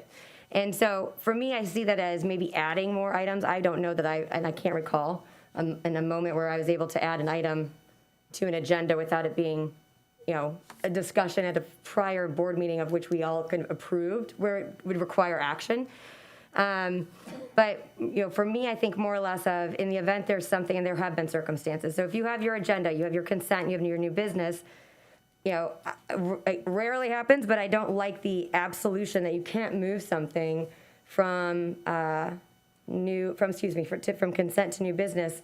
Should some information come about in that weekend, which is reasonable, that you choose that says, you know what, this isn't something I can support, or if you need more information, but for whatever reason that wasn't provided, I'm just giving examples, then I think that for board governance, it should be allowable that you request an item to be moved to new business so that you don't have to vote down the whole consent agenda. I mean, I'm just using a hypothetical. So I think, yes, best practice, but is it not allowed? Now, there's a difference between a clarification to limit changes when we're talking about adding an item versus relocating it. So I think that needs to be clarified, because relocating it is a different, it's on there, the public can see it. You're just placing it in a different location. So that to me has always been something I think could be corrected and tightened. And again, is it rare? Yes, but it still should be afforded to us. And I would go back to the consistency piece that Mrs. Rose just brought up, I think is paramount. So I see what you mean about moving it from the consent agenda, but whenever possible, we should probably move it before the meeting. And I would think that that could then be done through the superintendent, and the superintendent could ask the board to move it from a consent agenda to new business. Is that agreeable? Well, we're talking about originally that we have that full week to look at the agenda and decide whether we want to add something, take something out, or have questions about it. A lot of times what's happening now is that nobody asks these questions during that period. They wait until later to ask the question. But I think if it's something on the consent agenda, Bridget, that we wanted to move it down, like you said, I don't have any problem with that if it's okay with the board chair and the superintendent. I think they should be the ones to make that determination, but I don't have a problem with it being simply moving something from consent down. If it's a whole new item, that's different. Should not be brought up, and there should be no surprises and gotchas of a new action item that's brought up in the board meeting that we did not know about previous. So consent agenda item should be moved from consent to new business before the Friday. But on a rare occasion that something comes up with the consent of the chair and superintendent, or just the superintendent? Both. I mean, I think it's the superintendent's agenda.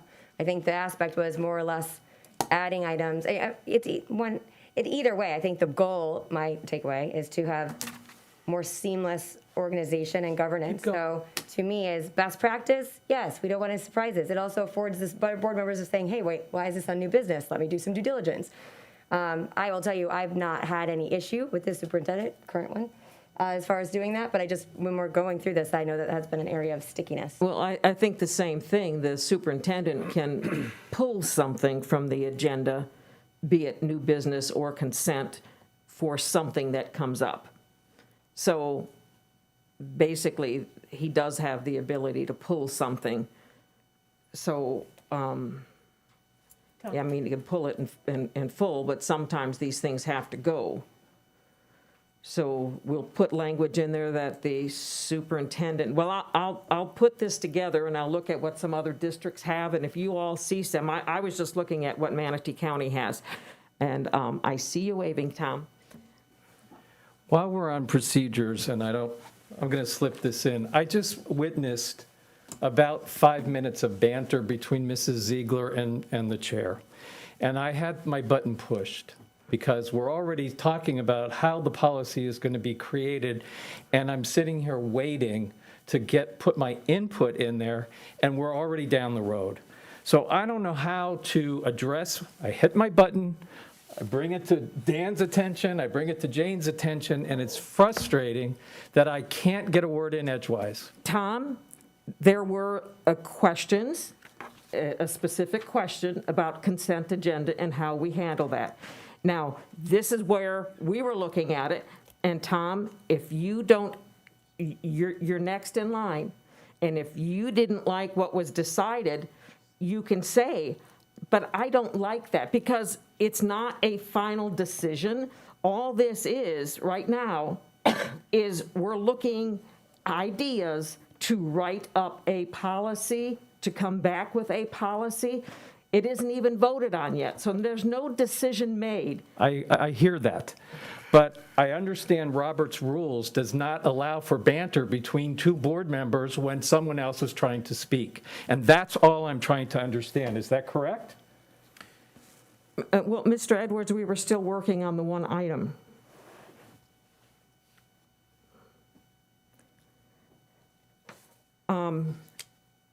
Now we need to talk about, I still didn't talk about my, well, you've had the microphone. You're definitely, if you want to change how we're looking at pulling something from consent, please tell us your input on that. I don't think it should be pulled from consent on the day of a meeting. We had a situation happen last time where it got pulled to discuss referendum, and I wasn't prepared to have that conversation. So I don't want to have it, if you're going to put it to new business, I'm not on the board, and I haven't had the administration background that Mrs. Rose has. So a lot of times I have to put in my due diligence, and I don't appreciate when it gets pulled from consent to new business on the same day.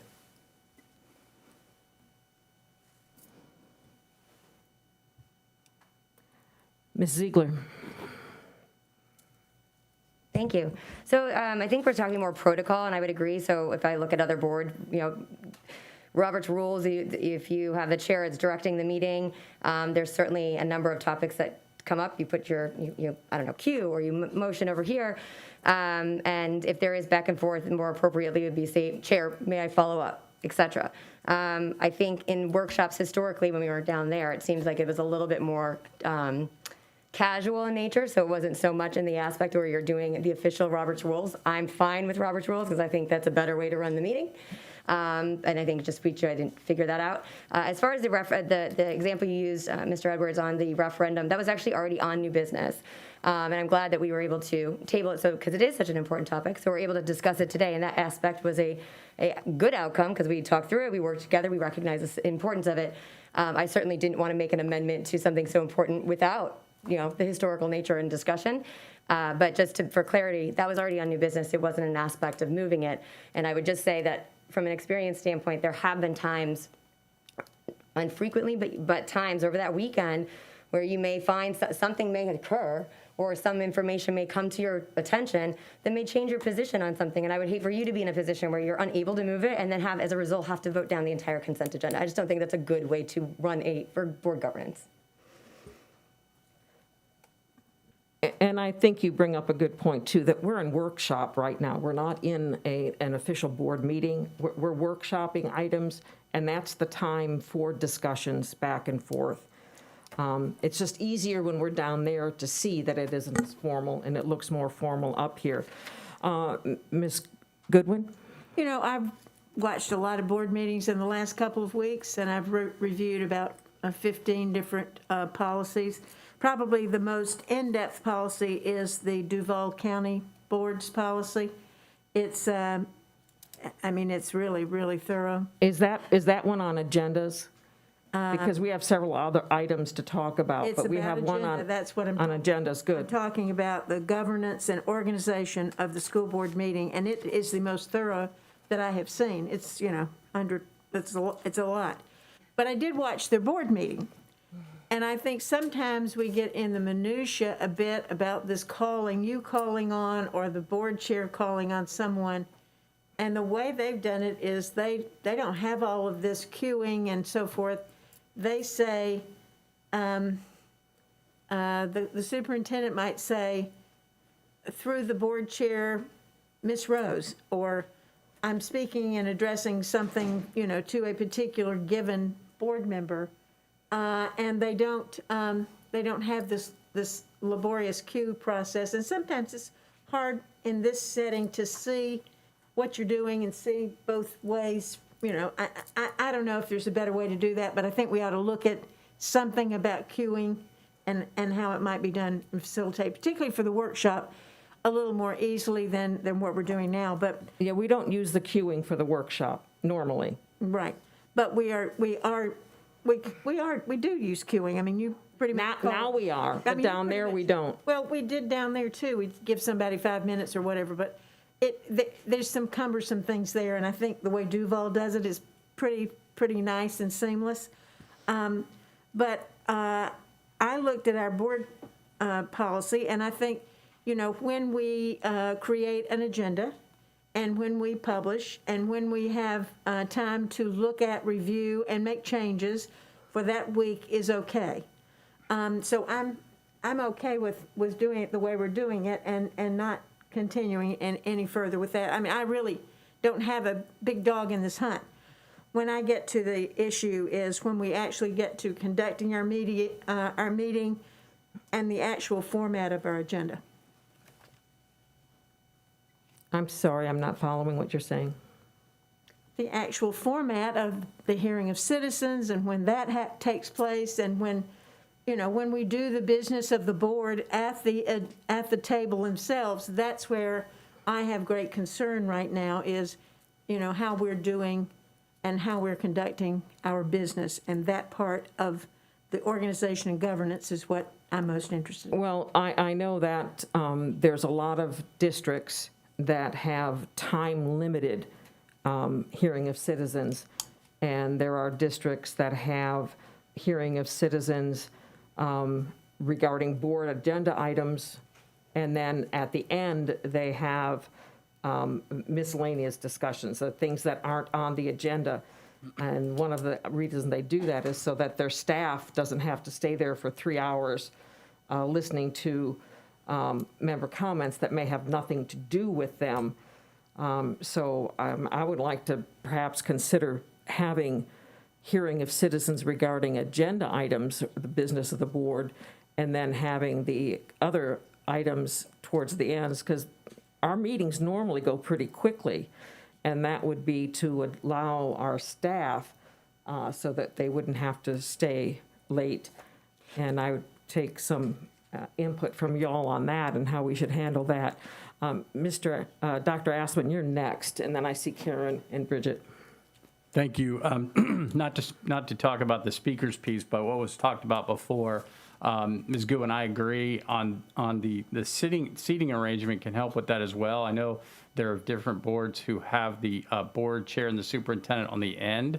Where I am, I can see everything that's going on, and I can, even if you're not pushing the button, I can make eye contact, I can see, and it's easier to be able to call on the person. It might be better for us to rearrange our seating. Also, it might be good once we figure this out to have a cheat sheet, so to speak, that each of us would have if we needed to make a change, and how many days ahead and what day is it, because so many things are going on, you can't even remember what day it is. And then also on the last minute change, I would like guidance on that. I know that when we have had last minute changes because of something that came to fruition just even before the meeting or even in the middle of the meeting, you might hear something from a speaker even that you might have to say, we need to check that out. And as it stands now, I know just talking to the board chair and saying, hey, I think we need to pull this one for further investigation. I just want to make sure, that I'm doing the right thing and that we're all doing the right thing. So whatever it is that we want to do, we just need to make sure that we have that listed somewhere so we're all doing the right thing. So thank you. Thank you. We agree. I think we're all looking to find out where we need to be on that. And I think rather just than putting it in procedures, I think we need to put it into policy. Am I getting any nods on writing it up as policy? Yes. Following what Yes. we're looking at some of the others. And I work with Kathy and look at some of these other ones and bring some possibilities to you all at a future workshop. I don't think we have time to do it all right now, of course. So we're going to look at the procedures on the agenda and how we're going forward. That's one thing. And then the hearing of citizens is another issue on that we're going to be discussing now. Karen? Thank you, Madam Chair. I was looking for that very clarification. It seemed like we went from agenda procedures to hearing of citizens, and I wasn't sure what the conclusion was. Well, hearing of citizens is on the agenda. Well, my point being, please, that were we going forward with proposals in policy? And my understanding now with the most recent clarification is that we are, correct? Well, it's something that has been put forward that we want to clear up the agenda items and the procedures. So we're looking at bringing a policy forward. And once we're talking about the agenda, we talked about pulling things and moving from them and notifying board members about it. And one of the items that's on an agenda that Jane brought up is hearing of citizens. Thank you. And just one last point that I would like to make is the importance of serving our community and making credible the hearing of citizens and communication with any individual within Sarasota County, that we don't limit polling an item. I think information is key. The results of how we serve our community is a priority for me as an individual. So I would just like to state that I'm not in agreement with putting restrictions on when and how we can pull an item, which is what I felt like I heard Superintendent Asplin just saying. So thank you very much. Okay, Bridget? Yeah, so I'm going to summarize very quickly. I think if you look at, I agree with doing a policy because that ensures that we can follow it. We should follow all of our policies. We'll follow a policy if we adopt that for board procedures. I know that's been something I wanted to see since I was chair. So I'm in support of that. The second part about adding and changing items, I don't know that there's major language that needs to be changed. Currently, as it's written, it provides, best practice, please do so, but it's not limiting that we can't add or change, make a change, particularly on this placement aspect of the agenda on Friday before the meeting. Finally, moving to hearing of citizens, I know this has been something we've spoken before. I recognize there's particularly right now a lot of passion, and we are seeing, and nationally, we're seeing lots of people come speak, and it can be very many hours. But I also look at other pre-COVID, look at what other government entities have done, and it is similar where they have a hearing to the citizens to the agenda items, so that people can come and speak, since action would be taken then, and then move to a general open to the public afterwards. I would be in support of that, as long as I don't support time limiting it. I recognize the aspect of wanting to condense it, but I do not believe, it's particularly in this moment in time, that would be in the best interest overall to help soothe the climate. And so with that being said, I want to be very clear, I don't support putting caps on it. And then finally is, if we are doing specific to the agenda, I want clarity from council, as my understanding is that each person can speak to each specific agenda item should they want, or if they speak to the agenda items and then come to open in the public afterwards, are they able to speak more than once? I just want to make sure we put clarity there. Yes, and while we're talking about open to the public, that time frame, I know there are some districts that have a 30-minute or 1-hour time limit. Ours, there's confusion in this too, because in the policy it says maximum of 3. I saw someplace else where it said up to 3, and our cards say 3. What we have done in the past, there was even one where we split the time between two sides, because it was a major issue like 8 years ago. But there were also, do you want to have a firm time? Do you want to leave it 3 minutes for everyone? Or do you want to say, I think what we did last time, if there's over, say, 35 or 40 or a certain number, that you reduce it to 2 minutes. And if there's over 60, you'd reduce it to 1. Are numbers like that, or do we leave it up to 3 minutes as we have it? Yeah. I'll let Bridget talk, and then I've got Jane, Karen, and Tom. To that point, I think that, one, the consistency has to be across the board. I'm very sensitive to making sure whatever we put in place is that it's followed explicitly, just for the protection of the organization from a legal standpoint, but also just the aspect that we put out there from the community. I want to make sure that my biggest concern has been, while working through, I would argue, tumultuous, challenging times, it becomes an emotional aspect to it, and I understand that, but we have to be very concise and specific, and I don't want to be handcuffing anyone's, right to petition their government, obviously, is very significant. So whatever we do, we just do it consistently across the board. Thank you. Jane? Well, I agree. It has to be consistent, and I think what's happening now is that, as of late, the hearing of citizens have become the main show, and everything that we want to do in business is taking a back seat to that, and we're exhausting ourselves from listening to the same thing over and over again. The ways that I have seen in these policies that is handled is with time and with different details of what is a person is able to speak on. For an example, you would have maybe at the beginning of the meeting all those action items or those things that do pertain to school board business discussed, and then after that someone could speak, or you could have all the general speeches that are the majority of what we've seen in the last few weeks and put those at the end of the board meeting, which I hate to do that. I think that's very inconvenient for everyone. So my idea, or my thought, is after looking at these, that we do 1 hour a hearing of citizens, and it's just a hodgepodge. It's 3 minutes if there's 20 people.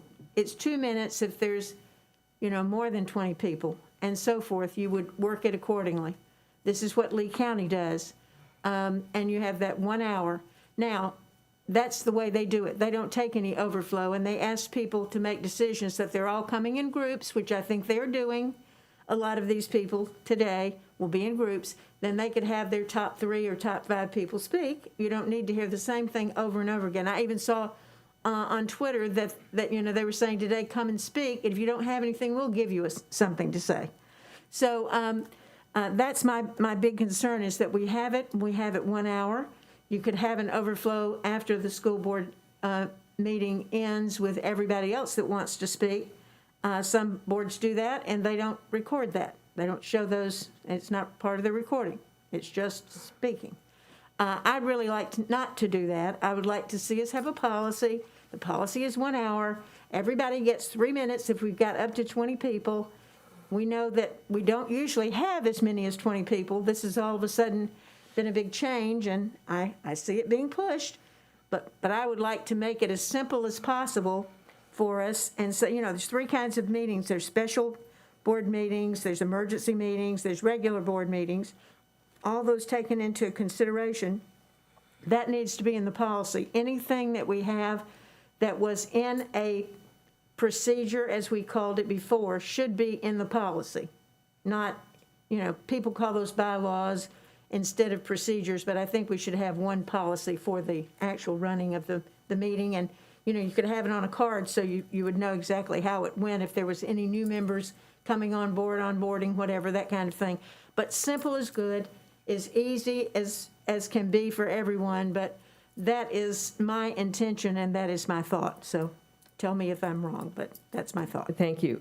Manatee County also has public participation at board meetings. It's their policy 169.1. Karen. Thank you, Madam Chair. My input as an individual board member, I do not want to restrict the opportunity for any individual Sarasota County community member to petition us as a school board, so I am not in favor of adding restrictions, and particularly with the optics of right now, there's it's been stated by other board members, a lot of emotion and passion coming from a multitude of directions, and I am fully in favor of hearing it from all of its aspects, and do not support restrictions of community input. Thank you. Okay, thank you. Mr. Edwards? Yes, I'm more inclined to listen to the concept of what Mrs. Goodwin said. I listened intently in a webinar on Friday of the various policies when it comes to hearing of citizens, and I believe Lee County has something very similar, whereby, and the soothing of our community was woken up by an appearance on Fox News, on CRT. We don't even teach it, and in comes a boatload of political activists. And the same thing with our mask policy. We went into a situation of discussing what is in the best interest of the health of our community, how to keep children in classes and not in quarantine. And in comes the political activists, and I think we ought to call a spade, that there's no room for politics or political activists in this environment. I am all for listening to the public. I am all for hearing their concerns as it relates to things like our strategic plan, our career and success centers, our self-funded benefit plan. I'm all for that. And I'm all for actually hearing about their concerns about CRT, but within the context of board business. And in board business, I like the idea of the certain quantity allows you for 3 minutes, the next quantity gives you 2, and the last quantity gives you 1. And then let's get to work as a board. That's what I'm supporting. Thank you. The other issue is disruptions at board functions. Now, ours goes into Chapter 341, which is away from where ours anyway. And again, I think we need to look at pulling all of those things together. I've heard there are groups, they were talking about having a food truck available out in our parking lot. And I know another group, I heard they've got a prayer meeting going on out there. I don't know what our rules are for having demonstrations. I know that gets difficult because people should have the right to speak. But, you know, we've got a parking lot out there, you know, that people are supposed to be parking in. And we've got, I've heard from several people that have said they've tried to come to our meetings, but they are afraid to go through the crowd out front. And so they end up not speaking. And I've had, you know, people said, well, could you read this? Could you say this at the meeting? And that's another thing that we might want to look at in, it's part of my discussions. There's a lot, I gave us a whole hour to talk about this. And a way for people to be able to call into meetings. I believe the state board did, I think Manatee County you can call into meetings too. Palm Beach does. Pardon me? Palm Beach does. Yeah, do we allow people to call in? Because I know, like, when they're coming at 4 o'clock for a prayer meeting and they're going to get the cards, there's going to be all one side that's going to be able to speak. So other people want to get in and want their message heard too, and how do we go about that is an issue. And also, we have to have some direction. I know our police force too is concerned. What activity they can stop out there, can they stop it, what they can do, and you know, we've got our attorney here who might have some input on this. I mean, I think we can all agree that when somebody stands up and starts yelling when somebody else is talking, that person is being disruptive and should be asked to leave. I think we ran into a problem at the last meeting where those people that were standing and yelling said, no, I'm not going to leave. You know, and what do we do then? Mr. DeLeo, do you have any comment on that? I do, sure. Let me just back up for a second because we've talked about some of these issues broadly. Let me just say that the policy the existing policy that governs many of these issues is 2.22, as most of you folks know. This was a policy that's a 20-year-old policy that hasn't been updated at all in the last 7 years. It's been noted that policy doesn't match some of our other documents, including our speaker's card. And I think as I've talked to some of the other school board members, we have issues as a district with many of our policies, and we're looking at broadly how to deal with that. But let me just summarize a little bit about how legal has approached the kinds of issues that have been raised here on the agenda by some of the board members. The first thing that we did is I surveyed a number of the other council from around the state. We have 67 counties, obviously. Many of them are facing these issues. The kinds of things that you folks are talking about here from the dais are issues that are on the minds of many of the school board members and thus school board council.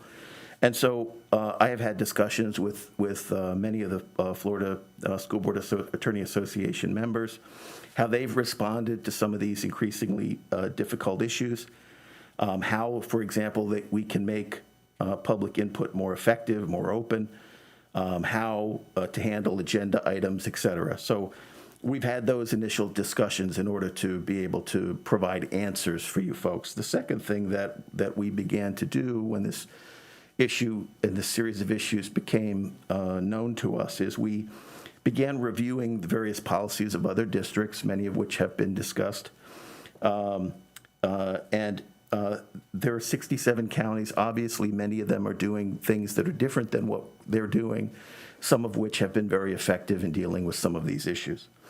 But I can tell you that all or many of the districts are looking at many of the very same issues and looking for solutions as well. So we're having those discussions. It's what we are looking for here is we're looking for guidance.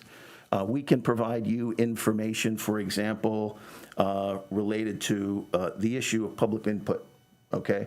So for that issue, there's a Florida statute that governs it, and it's been interpreted through case law. That's Florida Statute 286.0114. It's entitled Public Meetings, Reasonable Opportunity to be Heard. That's a statute that you folks should read. It's not a long statute, and it's pretty clear. Essentially what it says is the public has a reasonable opportunity to be heard on matters prior to your making a decision. It says also that we should have a policy, which we do, and when you have that policy, follow the policy. That's sort of a quick and dirty summary of what it says. What I would tell you is, whatever the majority will of this board is, we can craft a policy that incorporates what you want to do, and if it is inconsistent in any way with Florida law or other of our binding precedent, we'll let you know, and we can revise the policy as it goes.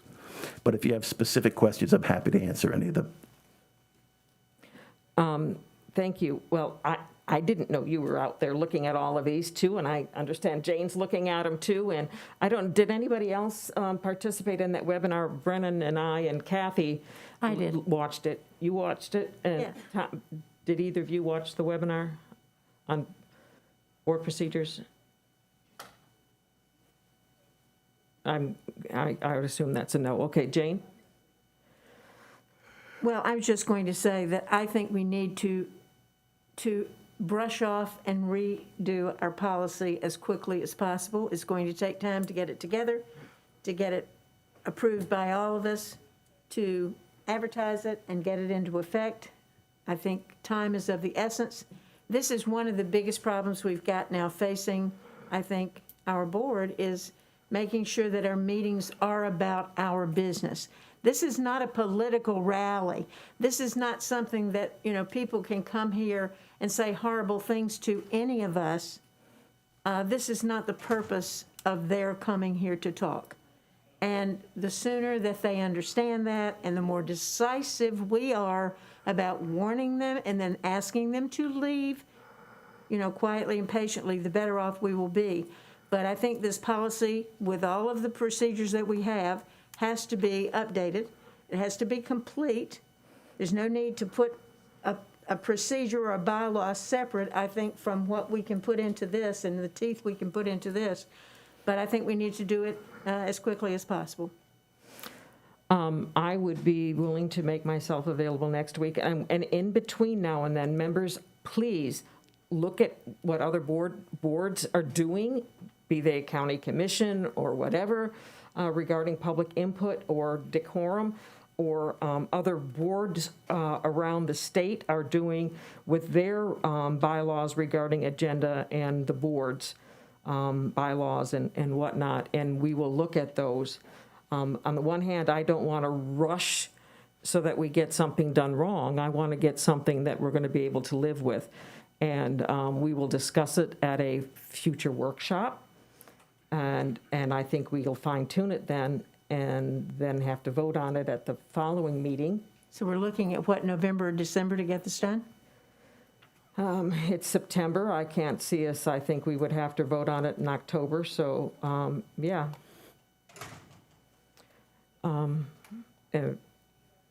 there might, and I see there's other things about some of the other ones, like the purpose of the board that Manatee County has and standards of boardsmanship. I mean, I really would appreciate y'all looking at those bylaws that Manatee County has in theirs and try to see where ours are different or better or not there at all. But I think it makes sense, like Manatee County has, is to put it all together in one area rather than here and there and whatnot. And that's what they do in Duval, too. So I've got a copy of the Duval. I can make sure that Kathy gets that to Would you everyone. share that to me or And, share it to everyone? Sure. Yeah, I'll make sure that I get those, the ones that I have, I'll share. Tom? Yeah, I would like to also see the Manatee County, so if you could get that to Kathy as well, we can look at Well, that. what you can do is go out to Manatee County's board policies and Okay, you know, they're out there. But Okay. I guess we could have Kathy pull them and send them to us, too. lastly, I would say that I would very much like, I mean, the honest thing here is that it has become political. I mean, when you look around the country, they have become exactly carbon copies of what happens here in our boardroom, and it prevents us from doing the work of the people that we're trying to serve and the students that we're trying to serve. So the sooner we get something to work from that the board members can add their comments to, I'm all in favor. I'd rather see it on the next workshop possible, soon as possible. Well, thank you. But like I said, the agenda issue was something we've been talking about for a long time, and the decorum issues is something else. And I think there'll be some ongoing issues on policies and board going forward, too, that we can look at from other districts. Phone call-ins, is that something we want to have somebody look into and get back to us about allowing people to call in or to Zoom in?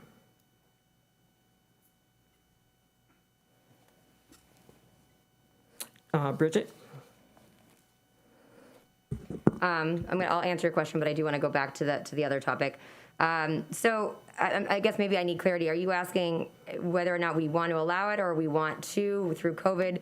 I'll tell you in general, and I certainly know I've utilized it, but I recall finding it, especially as a chair, it can be very challenging when someone's calling in. If there's any kind of dialogue, obviously with COVID, it makes it a little bit challenging. I have little kids, so as I said, I had a sniffle. I'm trying to do my part to make sure that we keep people home and not spread any kind of illness. It was not COVID, thankfully. But with that said, I was just trying to clarify what your question is, Madam Chair. Is it that we are looking to not allow call-in or Zoom, or is it that you're trying to? I just want to. Right now, we do not allow phone call-ins at our meetings or Zoom people zooming into our meetings. I mean, members of the public. Oh, you're talking now about is public comment. I'm so sorry. Okay. Oh, I'm sorry. No, Yeah. that was a good Oh, you thought it was. Yeah, Oh, that's fine. No. We'll let the board members. We want you to call in. Okay. No, but we're talking. No, these phone Public in and comment. call-ins were for public. Understood. And if you want us to find out what is needed to do that and what the cost involved would be, we can get that information to you at the next board meeting. Also, if anybody is interested in pursuing that. Well, I guess Mike speaks to the broader. I'm indifferent. I think it's helpful if people can write and they feel like. I think wherever avenues we can. Public input. Provide public input. I mean, it's emails are a public record, and we certainly saw that, numbers of them. I mean, almost hundreds by the hour. You know, one piece I just think is really important. When I have spent a lot of time looking at it when watching other board meetings and picking up something that they do great, or what to avoid or what have you. And as was mentioned, this is a challenge. This is not one board member went on Fox News and created this havoc. This is happening all over the country because there are a lot of emotions and passion on either side because and it makes sense. These are our children, our students, our community. So I get all of that.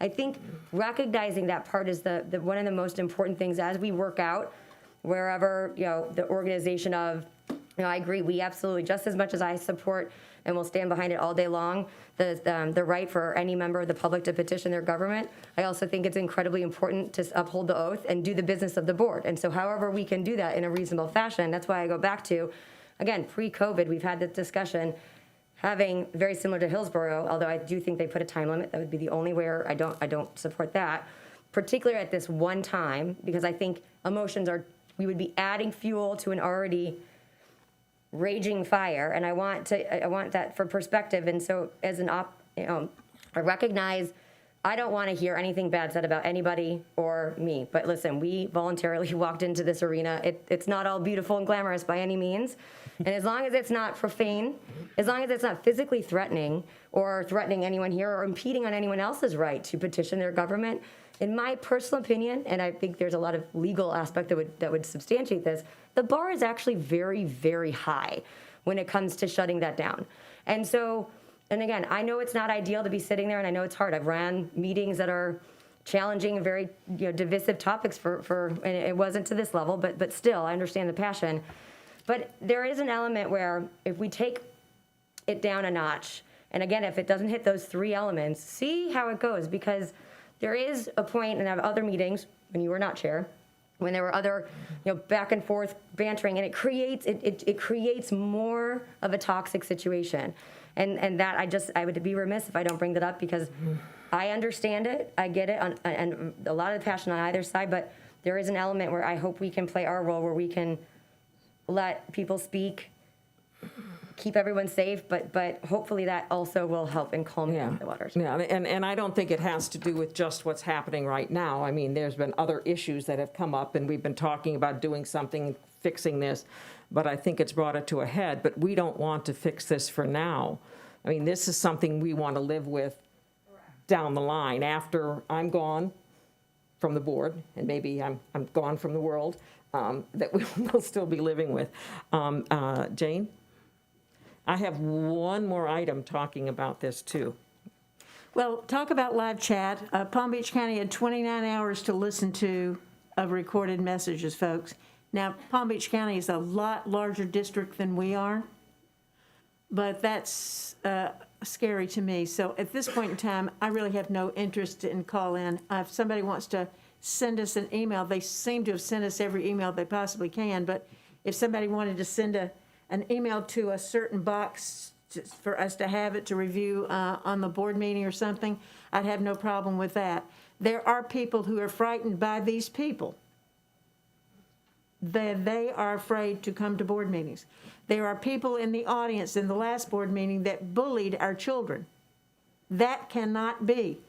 And we cannot have these people standing up and bullying us or bullying others or speaking in a profane way, I think, in a bad way. And we've got to teach them that this is a meeting. We need to have certain protocols. So I would say, for now, for me, Zoom calls would take us hours to just set up Zoom. I mean, Okay. it would be like awful. But I mean, I just would love to see things to return to the civility. I think we have head of our communications department wanting to talk about the last of these items that we want to talk about, and that's the live chat feature when you're watching the meetings. And I couldn't even keep up with it. It was going so fast, but we also have a problem with some language that gets used. Craig, could you talk about that? Sure. Thank you, Chair Brown and Dr. Asplin and board members. This is a workshop. We don't have to be so formal. But that's the way I am, right? So, Mr. DeLeo, thank you. So I just wanted to bring up a recommendation to disable the chat features on YouTube effective immediately because of the volume of obscenity that's going on during our meetings. So I'll explain the reasoning and some of the considerations that went behind this. So our YouTube channel and YouTube in general doesn't have an auto archive. So what happens is after every meeting, I have to have staff members, and at this point it's an administrator, rewatch the meeting, in the last case it was 5 hours, in 10-second increments to delete vulgarity and obscenity.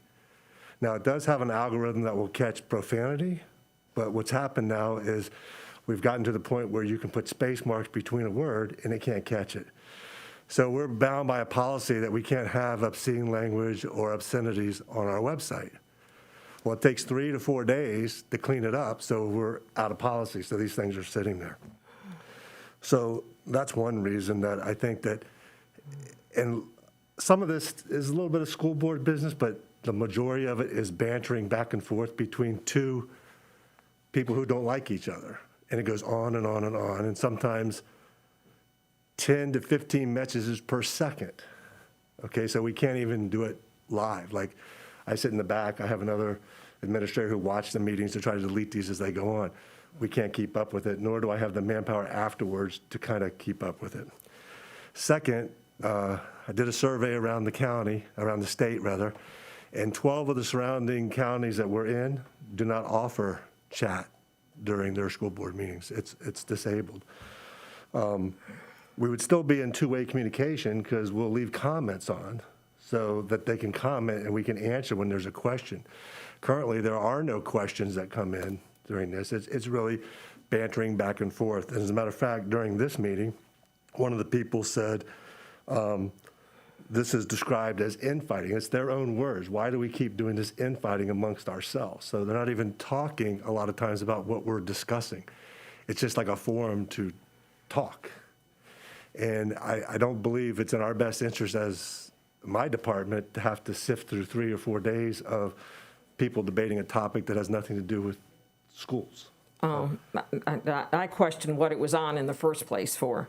I mean, I didn't think it ever needed to be on, especially when they have, when they have comments that they can reach us. Well, what I would recommend is to disable it now, and when YouTube comes up with an auto archiving feature, which I assume they're working on, then we could talk about bringing it back where I don't have to have manpower. I don't know why we need the chat at all. I mean, that's for them talking to each other. If they want to talk to each other, they can get on their Facebook or they can get on their phone or they can text or they can call because it's the business of the school board. So what they're saying to each other has nothing to do with what is the school board's function. I mean, you say they can comment to us or to us. I mean, those comments we still want, and those will still be there.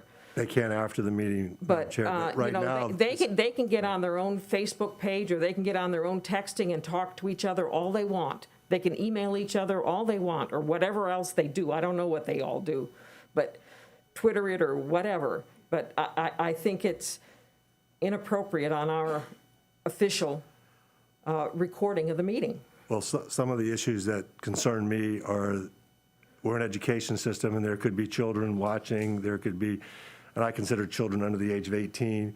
So they're seeing and hearing things through emojis and things that just aren't appropriate for any age group to really be doing, but specifically that age group. So my recommendation is to turn it off until auto archiving comes up, but we could discuss that later. And I didn't want to do that without addressing you all first because I work for the pleasure of Dr. Asplin, who works for you all. So that's just my recommendation.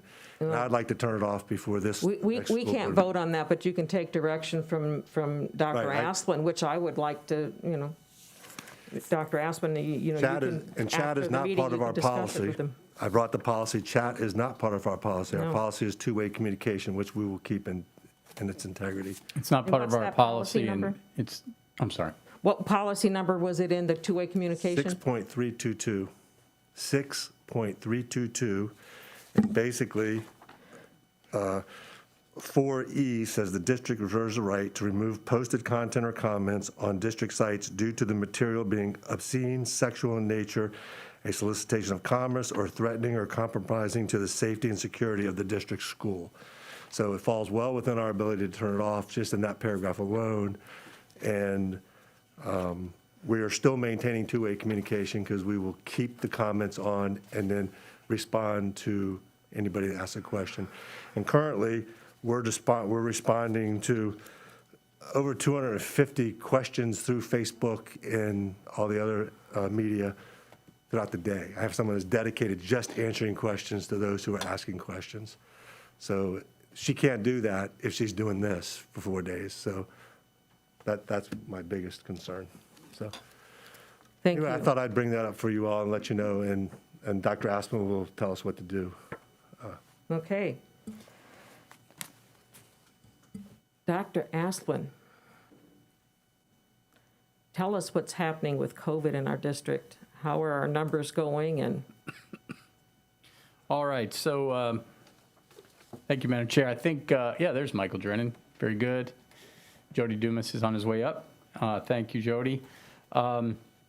Just to give you a few numbers, and then we can get into questions, and Jody can enlighten us a little bit too as far as the district and our employees as well.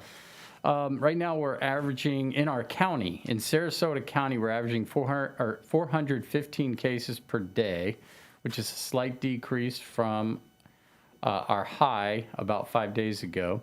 There's been a significant increase in testing, which is also helping to decrease the percentage positivity. So in a single day, we're at 13.5%. 7 day, we're at 13.39%. And our 14 day is 14.12%. do you have the percentages for school-age children or under 12 and the 12 to 18? I do not have that. I do have our school data for the last 3 days. I would like to know if you have that, Mr. Drennan, or if you can get that for us later. The positivity rate for under 12 and then 12 to 18, is that something you can put your hands on, or? Good afternoon, board. Thank you again for having me. Yeah, it's something I could try to get a hold of. It's not something that I have locally. It's a special request I have to make to our central office in Tallahassee. I don't have access to the number of tests are performed on age group less than 18. Oh, thank you. I'm sorry, go ahead, Dr. Asplin.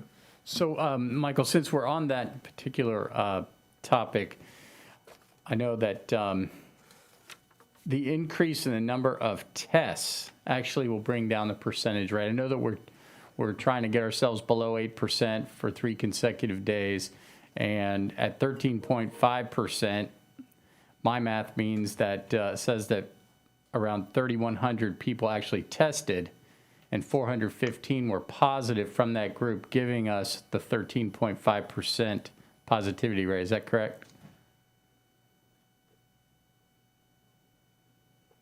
Hang on just a second. So the number that you're referring to, the 415, is an average over 7 days. Okay. So if we look at that time period, within that week's time period, we had a peak of 460 on the 2nd and a low of 226 on the 5th. We did experience a decrease in testing over the holiday weekend, so we'll see if that holds true. But yes, the math you did is correct, but I don't think the appropriate way to apply it in this situation. Okay, so because I know that the second sentence that I read about the increased number of tests will help the percentage to decrease. So that tells me if 10,000 people were to test today and we still were at 415 positive cases, the percentage would actually be lower on the positivity, right? However, if we test 10,000 people, it'd probably be higher than 415 at the same time as we. Yeah, yes, that in simple terms, that's correct. I think that what I'm trying to relay there is even while our numbers remain elevated, so 400 cases a day, 415 cases a day is much higher than we were at the same time last year. We're testing a lot more people this year in the same time frame. So that will inherently result in a decrease or what appears to be a decrease in percent positivity if we compare this year to last year. So I think it's important to look at both those numbers. We could still have a high burden of disease in the community, which I think 400 plus cases a day is. But if, to your point, we were testing 10,000 people a day, that would make that percent positivity look lower. Right. Okay. Our school data, we have for the last 3 days, Friday we had 118 positives, 238 quarantines. Saturday was 86 positives, 88 quarantines, and Sunday was 53 positives, 163 quarantines. And Jody, does that mean that they were coming off quarantine throughout the weekend? That's why it was less, or are those new cases each day? No, those are just new cases we're processing each day. Actually, the health department on Mondays, this week, Tuesday, usually gives us a big update from their contact tracers also, so we add that into the cases. So that's our initial run through of what came in over the weekend, new cases to the district over the weekend. Okay. And so we've had 7,400. Let's see, 7,400 students and staff have been quarantined or isolated since July 1. Currently, right now, we have 1,300 students and staff who are out. Is that correct? And then as far as mask exemptions are concerned, we have 1,626 mask exemptions that were submitted last week. That's about 4.4% of our population, of our student population. And then as far as teachers today, we had 253 teachers out today, and we were able to fill 202 of those with substitutes, which means we had 51 unfilled classrooms today, which is at 80%. Usually we're at 98, 99, 100% fulfillment. Over the last couple of years, I know Dr. Foster gave us that information. Thank you for that. And then this year, obviously, with people being quarantined and so forth, we're not able to fill all those classes with substitutes, so they're uncovered. So we have to do other things with other people moving them into those classrooms or doubling up on classrooms in bigger spaces, that kind of thing. So that's the update that I have. Jody, did you want to add to that? No, I appreciate the update, and it just lets you know that your teams are working very hard in conjunction with Department of Health, but it is a large workload on a daily basis. And I want to give a shout out to not only our contact tracers centrally, but certainly all the assistant principals and the nurses and the registrars who are working hours every day to try and contact trace at the school sites. And so I just want to say a word of thanks to them for the hard work, in addition to what they normally do in a given school year.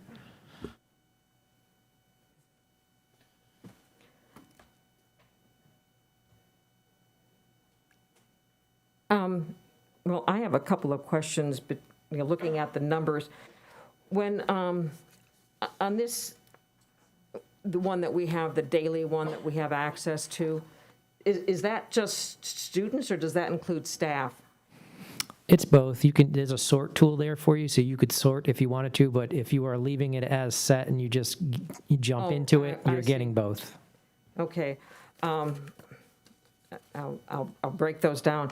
Yeah, I had a concern because, I'm looking at that and I see the first week of August, we had 238 cases. And now these are positives. And then the second week, it was 291. School started. The week after school started, it jumped to 392. 2 weeks, it was 1,044, which I'm like, whoa. That was about the time we did the mask mandate. And then the next week, it was 791. Last week, I was glad to see it went down. A little concerned now we've got the holiday here. Maybe it's going to come up again in 2 weeks. But that 1,044 new cases that week was just, it's hard for me to say the dates because when I print it out, you guys write Tuesday in August. And so the actual date falls off of your report. We've got to teach those people to abbreviate. But those are the numbers that I'm watching. I know there's a positivity rate out there, but, I was concerned when we had 291 a week and 392 a week, and I was more than concerned. I mean, I have to go look up adjectives to come up with when we had 1,044, and I was glad to see that it went down last week to 791, and hoping with more mask use we go down even further. Keeping my fingers crossed. Bridget? Thank you. Mr. Drennan, thank you again for joining us. I wanted to ask more of a question, kind of a combo here. I'm encouraged to see things moving down. Let's hope it continues that direction. But when it goes back to the operational, I still am very concerned, especially when we talk about the instructional aspect, to Dr. Asplin's point. If we're at the point where we may have to combine classes and hopefully we have the space, I mean, that opens up a whole nother area of questions from the mitigation standpoint too. So I'm gonna take this in a couple buckets, but as it pertains to essential workers, my understanding is that the school district personnel were now identified, classified as essential workers. Can you speak to that? Are we seeing any impact because of, I mean, the quarantining? I understand why it's being done. I understand the volume is very difficult, but now the disruption is where I maintain concern. So specifically, it's tough for me to say, are we seeing a good impact, a positive impact from moving to the essential worker characterization for our characterization for all of our employees? I would say that from an operations perspective, for transportation, food service, we're still seeing a lot of positives, which that doesn't help with. But for everybody else that can remain on the site, that is absolutely helping with. So, and we're maintaining services. We had a conversation a few weeks ago about how tight we were. Well, even despite all the numbers you're hearing about the positive cases, some on the operations side were able to maintain those services. So, not having a number I can point to, I would say from my perspective on operations, it is having a positive impact. Yes. So it's alleviating, but from the academic standpoint, that concern. I mean, all very important, but that also concerned me. So I don't know if you can speak to that. You guys, so first of all, I appreciate the opportunity to come before you today. Again, we just continue to monitor on a regular basis. You know, we really want to look at the data. We want to evaluate at each and every school because every school looks so uniquely different.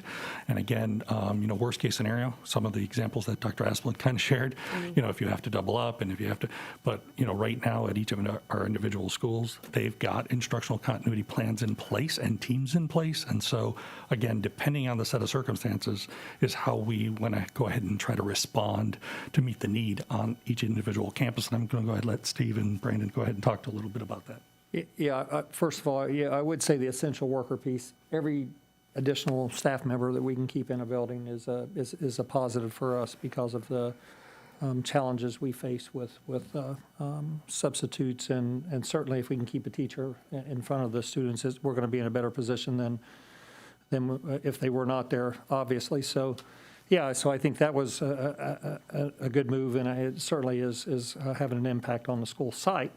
As far as the instructional continuity plans, you know, I will say that I think we've been very strategic. We meet with the principals at least a couple times a week. We do Zoom meetings with them, and we have conversations with them to make sure that we are being responsive to what the needs of the school, what their needs are. And I think we've done a pretty good job of that with the school district staff, all the school, everybody from finance to all of Jody's teams, and certainly from the instructional programming and the support that we're providing through our curriculum team. So, you know, the biggest challenge we will, I think we always have, it's the sheer number of students who are leaving our building and it's a rolling number. You know, today it's this group of kids, tomorrow it's that group of kids, and this group's coming back. And so for a teacher, you can imagine how challenging that is. I have this group of students out 3 days, and then the next day I have another group out, but I have this group coming in. So I think a shout out to our instructional staff, just like we did last year with the concurrent teaching, everything we were doing last year. A shout out to them for they're doing incredible work, and certainly we have a lot of conversations. You know, my ultimate concern is that, you know, at the end of the day last year, we felt like we hit a pretty good place. We hit a pretty good mark with all of the mediation we put in place to support our students, not remediation, but mediation to support our students. I think we did a pretty good job, but it wasn't perfect. And this year we're trying new things. We're trying different things. So every school has an instructional continuity plan. It's well funded. We have not turned down a funding request.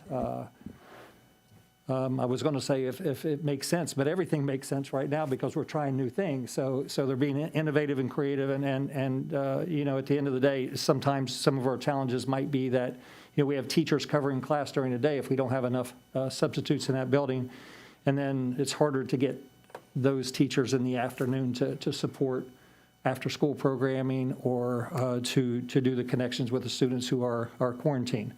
So far, 0 complaints coming my way from parents, 0 complaints coming my way from students, and I think that we're doing a good job of staying caught up and doing the best we can staying caught up. So at the end of the day, everybody's doing everything they can in extraordinarily difficult circumstances.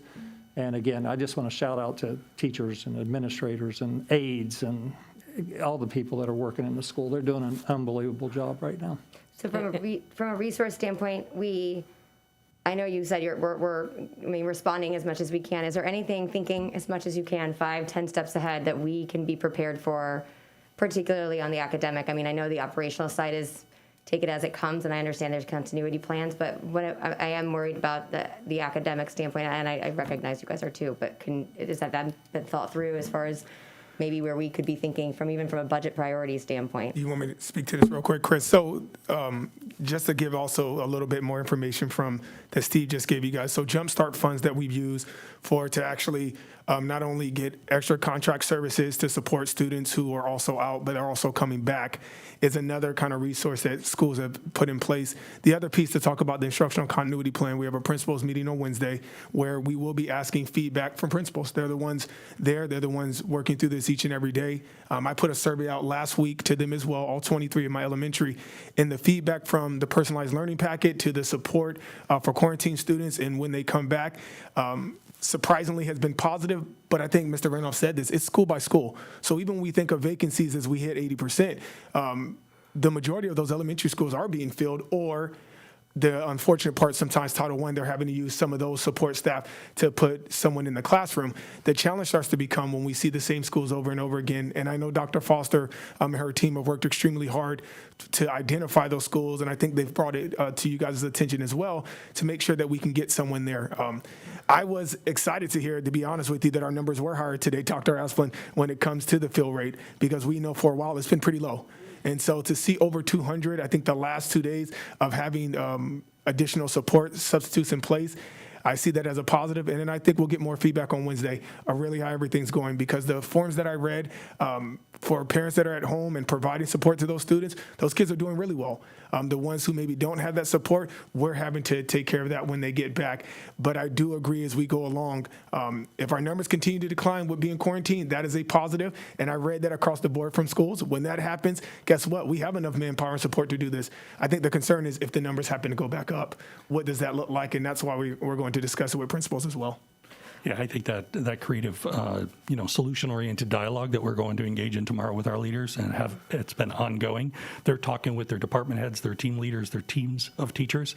Again, the last thing we want to do is just, with a broad brush, say, hey, this is what everybody needs, because we know that isn't the case. So again, just really, really listening and trying to be as responsive as possible. So again, we know where we are now. We know the types of response we're getting. We can't thank all of you, every department. Honestly, kudos to our parents and our kids. I mean, they really responded to all of us over the course of the last week. They really want to be in person. They want to do what they can. We just need to make sure that, we're being as smart and as wise as we possibly can to go ahead and come up with options that support our teachers, our students, and our families all together. And so I'm looking forward to tomorrow's conversation. And we've got something on our board meeting later today to help getting those positions filled when they're out for the day.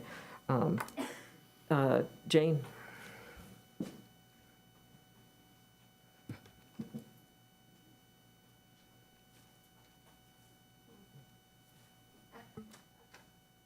Push it just above it. There we go, I'm sorry. Mr. Drennan, I just wanted to say thank you for your help. And looking at the numbers of the state of Florida, if you mentioned this when I stepped out for a minute, please excuse me for being redundant, but in the state of Florida last week with the numbers that were weekly formed, it said that about a third of them were children. Do we find that that's the case here? Actually, it's a little bit less in Sarasota County, still much more than we'd like to see. I'd say it's probably right around 20% of our cases are in children or individuals less than the age of 18. Obviously, every day differs, but if I look at a trend, it's probably somewhere around 20 to 25%. Well, thank you for all that you're doing. I know you have a really tough job, and I think these gentlemen sitting here in front of us have a really tough job, and I know that they fly pretty fast every day, and thank you for that. Brandon, in elementary school, are we finding that we're able to reach out with those packets and that we're able to get those children back on task when they come back? I know a couple of kids that have been quarantined for like 12 days because they had COVID. So, I mean, they were between being home and quarantined and then finding out they had COVID, they were out for over a 2-week period. Do you find that they're doing pretty well? So the positive, I mean, they definitely have put those in place of students who are coming back quarantined. I think in addition to that, we have to remember we also have interventions in place as a result of students being out and that are already struggling even from last year. So it isn't just that one piece that they're getting as well. There's built into schedules of interventions as well for students. So as of right now, yes, I think the challenge still becomes when it's multiple times. Right, or for a long period of time in schools, positively have identified those students who are struggling to understand, listen, I'm going to have to put more support in place. We just finished our first round of assessments, so we're even able to look at that data as well to determine where students are falling. That was my second question, is we've just done our assessment, so we'll know where we stand. Correct. I had a parent from Riverview who called me, and he was complaining to me, an old friend, he was complaining to me about his son being quarantined. He was in the IB program. He didn't think that he got enough instruction remotely or whatever. And so I said to him, so is your son vaccinated? And the answer was no. And so, I said for a 16-year-old, perhaps that would be a good alternative. So I want to say to those parents out there, I have a 16-year-old grandchild, and the first time it was made available to be vaccinated, she was standing in line at Walgreens to get a shot. So I really recommend to all the parents that they have been vaccinated and their children who can be also are vaccinated. Thank you. Tom? Thank you, guys. I said earlier in the medical update, the benefits update, that the stress level is no different than last year. We're just not doing it concurrently. So I appreciate all of the staff working so hard and pushing to keep kids in class, because that's what we all know is the right way to go. So thank you for that. I had a couple of emails that people have asked, can we just turn the cameras on and not ask the teacher to instruct concurrently? That having kids, particularly in quarantine, if they were able to just, observe a class and listen to what's going on, sometimes that's better than nothing. So that was just something that was thrown out to me as a suggestion. The other thing that would be helpful, Dr. Asplin, I try very much to leave all of you alone. I know how busy you are, and that you're, at Macy's, we used to call it the flying squad room, where people would go flying out to make all the coverage. So I get what you're doing. But if we could get some sort of, if it can't be every day, maybe every other day, just an update of how we're doing operationally, how we are with bus drivers, food service, instructional. I just some quick, it doesn't even have to look pretty, just this is where we're at. That would be helpful. Thank you.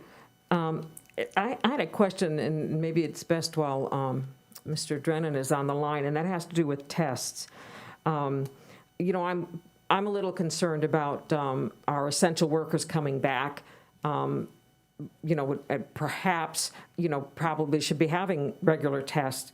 And I know that the CDC provides tests, and there's other organizations out there that will come and work with a school to provide tests at no cost. I've sent some of that information to you, Dr. Asplin, and to, I think, Susie DeBose and Jody. Have any of you looked into that? I mean, I think especially for these essential workers that are coming back, or for the people who aren't vaccinated, or even to help the parents who, are having trouble getting tests. Yeah, and I will turn it over to Mr. Drennan in a second, but we've had lots of conversations about that, and I think we've got a kind of a laid out plan in place to make that happen, and I'll let Michael talk about the testing kits. But one of the considerations we had early on is in terms of testing essential workers is, you've heard a lot about how short we are in classrooms. We can't be pulling a teacher out of a classroom to go test somewhere. Number one, coordinating that is a nightmare, and then leaving a class short. So it's trying to figure out how to do it and how to be able to do it efficiently at the site. And so with that, Michael, do you want to give an update on some of the conversations we've had? Sure. Yeah, Jody and I have had quite a few conversations about how best to offer testing to these quarantine essential staff, which I agree, I think it's a very important component of not only having them at work, but for bringing them back. Currently, we have available, and we're looking to see about how we would transfer that and how we'd execute rapid antigen tests. So that's the Binax Now test. The limitation or the concern I have with those, once again, is they're not the most efficient test for asymptomatic persons. So the other piece would be working with the state and requesting what would be a rapid PCR test, which could be done on site as well, and making sure that school board staff are available to offer these tests. Currently working with the state to see how we would acquire those and the volume that we would need. But two different avenues we're actively looking at getting tests for these quarantine staff. We've had businesses contact us that say that they can do it for no cost to us. Have you followed up on any of those? And, even if they're not 100% accurate, I mean, at least it'll catch some of them that are negative, or give some of these people comfort. I mean, and I know the parents are having problems getting the test to bring their kids, and I saw a video from one of these companies, and they had the kids, and it took very little time. I mean, they were in a classroom, and there was somebody that had the number there, and they opened up the swab from the thing, and they just either put it in their nose or they spit into something and put it in a thing, and there's your label and goodbye. I mean, it wasn't a lot of time. It was a very short amount of time. So, I mean, it took less time than pouring a cup of coffee. I mean, so I don't understand, and we don't have to go out through the Department of Health. I mean, the CDC can offer these, and these other companies can offer them, and they can come here and give them. I'm not saying that we test people who don't want to be tested, but those that can, I mean, because that's one of the CDC says that's what you should do. You should be testing the kids in your classrooms, and there are several districts that are doing that. To be clear, from our perspective, we have not pursued any testing of children. We've just talked about testing of essential employees, and so if that's a different direction, you'll have to provide that to me to move in that direction, because we have not had that conversation. Currently, our testing sites for kids are offered to parents, certainly when they call in, but it's up to the parent to make the decision about coming to one of our testing sites that we partner with the Department of Health on. So our focus has really just been for employees who are essential and have been exposed at day 5, actually, is what, Michael, correct me if I'm wrong, what you suggested is the testing, optimal testing date for somebody who's in that position, correct? That is correct. Day 5, usually about halfway through their incubation period, when the majority of individuals would start to develop symptoms. Once again, if we're using these antigen tests, it's not going to be to end the quarantine for that staff person. They will continue to remain on quarantine through the duration of the 14 days. However, it might help catch someone who's early in their infectious period when they're actively ill, and we can isolate them, so remove them from the school setting would be the intent of the testing. Thank you. But yes, the 5-day mark is the one we're shooting for. Karen? Thank you, Madam Chair. I just want to, as well as my fellow board members, recognize the work that all of you are doing. I can see the seriousness in your faces and what you're facing every day, and it's very much appreciated, as well as everything that's happening at our schools and the support of our families. I like the uniqueness that Mr. Renoff has brought up that's happening at the schools. That's definitely, we're in a world of uniqueness. And I'm excited that with the positive that you're going to have input from principals this week on future challenges or plans that we may or may not expect is around the corner, to be ahead of it. All good business has a plan B, a plan C, and potentially a plan D. I do want to say that, in my past experience, I had a teacher that loved on their own fruition recording their basic lesson on understanding a standard. I know when we talk about, and I've had phone calls from teachers as well that may or may not want access to concurrent learning, and I know the whole can of worms that opens up in the span of how it worked for individuals, but recording just the actual lesson on how to understand a standard or a benchmark is just, throwing out an idea can't hurt. And the other piece is, much as our teachers and our staff are doing from the operations to the instructional piece, I love the idea of principals coming in. Our pool of principals is extraordinarily high quality. I would just like to throw out one last thought of some formal way for staff, whether it's in email or in some format, to generate ideas of that plan B, that plan C, that plan D. For example, recording how to teach a benchmark at a grade level for students that are in quarantine, and or is that just out of context, too much work? But I think that with the amount that we're asking staff to do instructionally and operationally, that opportunity to have input, I believe, is huge. I'm sure it would be very therapeutic, if not very productive for us as an organization, for principals, but I think for staff, they're in the trenches every day working with students and families, and if there could be anything that could occur perhaps from a communications standpoint, I'm looking at you, and it's obvious there's not one more thing that can go on your plate aside from planning for the future. I just look at that as a human element of being able to get out what's happening in that classroom, as well as a strong potential productive element. And I'll conclude with thank you very much. Your teamwork and across within instructionally and operationally and across departments exudes productivity. Thank you.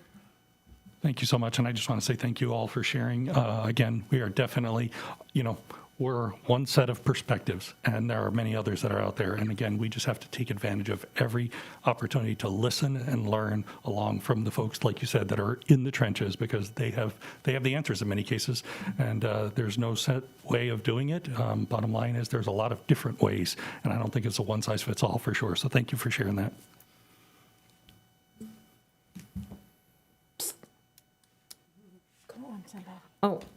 Jane. I just had one comment to make. In ESSERS 2 or 3, and I'm not sure which, I can't remember now, but there is money for testing, Ms. Corcoran.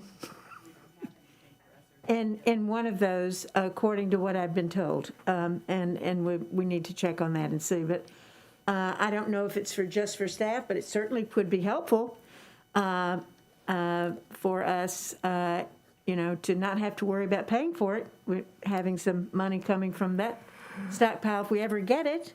That's another, question. But at any rate, I just want to mention that. Yeah, I think I sent connections from 2 different companies that said it was free to us. I don't know how, sometimes free isn't always free. I've already signed up for free stuff that I ended up paying for. So maybe the test was free, but other things weren't. And I know that CDC provides some also. The one thing I'd like to know, too, is, I've gotten several letters, and I've shared some of them with you, letters, emails, from parents who are frustrated.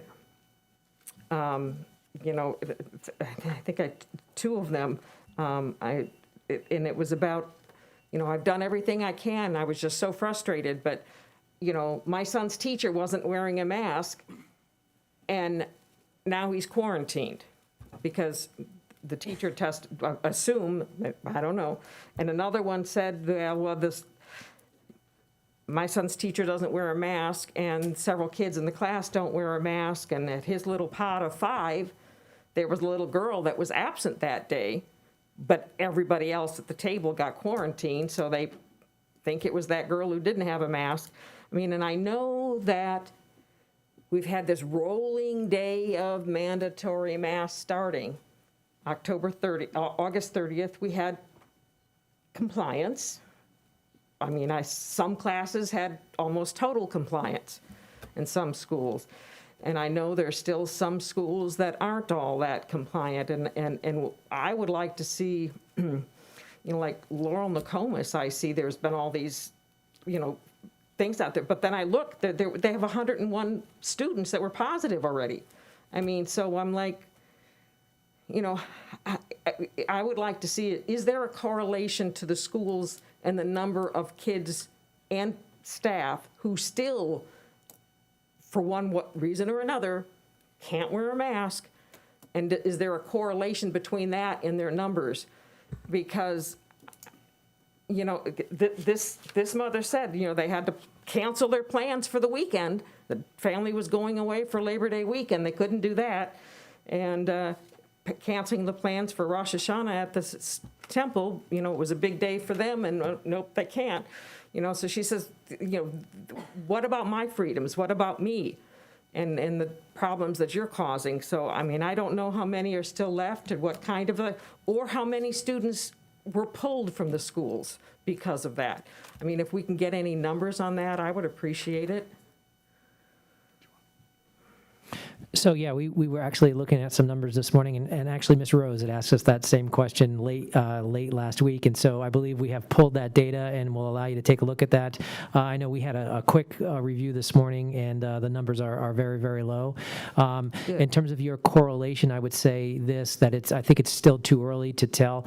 We're still getting a lot of cases across all the schools in the district, and so that may be something we can share with you down the road as we look at what the trend is. But right now, I think it's just too early to provide that. And I'm saying not even so much share it with me, but maybe these principals can be looking at those numbers and looking at ways to bring them down in their schools, and looking at that. I don't know. But I know there's people out there who think, well, no, everybody ought to get COVID, and then we wouldn't have to worry about it. But that might be fine for your children, but I know a lot of parents who don't want to see their kids get COVID. And the disruption it caused. I say it's a ripple effect in the school. I mean, one kid gets COVID, and then 5 kids are out, and then maybe one of those 5 gets COVID, and then, it's the ripples in the family. And it's like, there was one woman who was just livid. No, I have to be in school on Thursday. And then her other kid got COVID or got quarantined. And she's, I can't do this. And I think we all saw, she was not a happy camper. Doing things right, but other things are causing the problems. And I know that's the last thing all of us want is to have our kids out and, to have our students out, their staff out, and upset our families. But that's our goal, is to get our kids in the classroom so the teachers can teach them and the families can go to work. No doubt. Do what they have to do. But again, like everyone else said, we really appreciate all you guys are doing and all of our staff is doing. And staff and teachers, we shouldn't be mask blaming people for wearing them or not wearing them. Let's not be proud that we're one way or another, because, unfriending friends on Facebook over a mask. Come on. Brennan? Yes, I just wanted to say yes. I know that our principals, our assistant principals, our teachers, everybody agrees. Everybody's trying to do what they can to keep students in the classroom as much as possible. Also, do what they can to provide appropriate and relevant instruction for the students who are quarantined, and trying to get them back as soon as possible as well. On top of, keeping track of who's supposed to be masked, who isn't masked, and everything else. So I will promise you that they are working overtime above and beyond on all of this to keep our kids in school and to instruct them properly. So hats off to them, and these guys too, same thing, the district folks who are helping with all that. And then Michael, thank you for everything that you're doing to help us out. I know that we brought CDC up a couple times, but I'm not sure people completely understand. I mean, we follow Department of Health rules here in the state. CDC is more federal, and I know that we follow the rules coming from the state and the Surgeon General and Department of Health. And I don't know if you wanted to just mention that so that people understand there is a difference, and we can't just go with CDC on this one day and DOH on that one day, and all of a sudden we find ourselves in this big aberrant of what are we supposed to do, because we have different rules for different things, federal and state. So why don't you go ahead and just let us know what that looks like in your world so that we can understand a little bit better here. Sure. So overall, the CDC, an organization that provides guidance and recommendations for us to utilize to control the spread of multiple infectious diseases, but it applies here with COVID. And then in the state of Florida, our central Department of Health in Tallahassee takes those guidance and rules, applies their interpretation and how we will execute those in Florida, and then pushes that out to the local health departments to utilize with their partners. That's essentially how that relationship with the CDC and state government and then local health departments in Florida works. Many states have different setups, but that's how Florida works. What's called a centralized system. And no, I can't say how much that we appreciate all the help that the school board or school district staff has done to assist us in contact tracing. It is a yeoman's job, to say the least, and our partnership is, as I've said many times, admired across the state. And Michael, just one other quick question, since we're talking about tests, make sure that we are doing all that we can. At this point in time, the PCR test and the Illum test are the only two tests that we can use with our students, correct? So those are the two tests that can be used to end a quarantine or an isolation. So they can be used on an asymptomatic person. That's the important thing to remember here. Any one of the tests can be used to identify a positive, and many of them can be used on symptomatic individuals. But what the Surgeon General's emergency order allows us to do is to end a quarantine or isolation with a negative test. But in those situations, the person has to be asymptomatic. And with an asymptomatic, it's just, at this time, it's just that Illum test and the PCR test that are covered under that emergency rule. So when you get a call over the weekend, for instance, from a parent, said that they've given a test and their child is positive, but it's a rapid test or something that you get, maybe at CVS or something, it's not a PCR and it's not an Illum, how do you handle that? Just so that we know how you handle that. So what we'll initially look for is how the test, who performed the test, because we're going to need some type of official documentation to identify them as a positive. And in that situation, we'll treat that a positive case. We'll do case investigation and contact follow-up. Okay. The flip side would be if the individual is a contact, is currently being quarantined, is looking to end that quarantine, and they're looking for a negative test. Right. Okay. Thank you. Now, they can get those PCR tests at sites that you're working with us on. There's one in Northport, and then one in Osprey, and then at the health department. But I understand that at some park down in Northport also does the PCR test. The Ed Smith Stadium is now doing the PCR test through the That's my Orioles. understanding as well. And is there anyone else that's doing the PCR test? They also offer the PCR test at the dog track or the kennel club. Sorry, I had to. And I understand the name there. So the hours. Do you by any chance know the hours at Ed Smith Stadium? And I understand that there wasn't a lot of waiting at that one last week because it's kind of new. I don't know off the top of my head the hours at Ed Smith. I want to think let me look, and I will get that to Jody and Dr. Asplin, and they can share with the board. I don't want to give you the wrong times on the meeting. Yeah, because that might be a lot more convenient for some of our parents. And I would just add, we'll put that on our website. So, but if any parent or any employee has any questions, Communications done a great job of putting a panel on our website. If they go to the COVID-19 panel, every testing site that we're aware of goes up on that panel. So we'll put it up there for everybody. Great. Thank you guys so much. All right, thank you very much. Thank you, Michael. You're welcome. Thank you. Next on the agenda is referendum. Ms. Goodwin?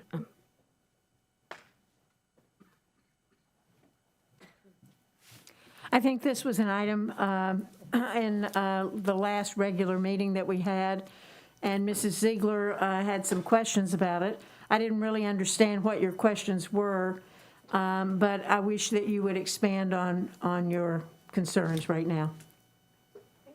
Sure. No. So for a little overview, is I know that this discussion for years has come up about, we currently, as it stands right now, currently hold our referendum, which is immensely important to this community and district, in March, which is a special election. There have been times where we would share it with another county, with another election at that time, which at times would reduce the cost, but on average, it has, when we run a special election, it's cost the district about $400,000 to $450,000. Whereas if we held it in a general election, it would not cost us anything unless there was a lot of items on the ballot, and we would have to essentially pay for the paper, which would be very low and nominal at that point, nowhere near the almost nearly $500,000. Now, over the years, this has been an ongoing discussion. The other piece of it, which I think is really important to note, because when we are out there asking for, we want to hear from the voters to weigh in and support the referendum, but we want, you want as many people as possible to participate. On average, over the last 12 years, our voter turnout has been ranged from 22% to 29%, last time being the highest. So in my opinion, as we've talked about this number of years, we found brought up a solution previously, because what has come again before is that we can't move it. There has been pushback or different thoughts of why it cannot be moved to a general, because it would create a gap, and that is substantial amount of funding. So as a compromise and solution, I know we brought this up before, and so we look at it again, and I know, again, a reference Manatee County did something similar, that we changed the language, and instead of doing a 4-year duration, we would do it a 3-year duration on the resolution. Thus would trigger the next time we go out for renewal would be in 2024, the general election of 2024, so November of 2024. And there's there's multiple benefits.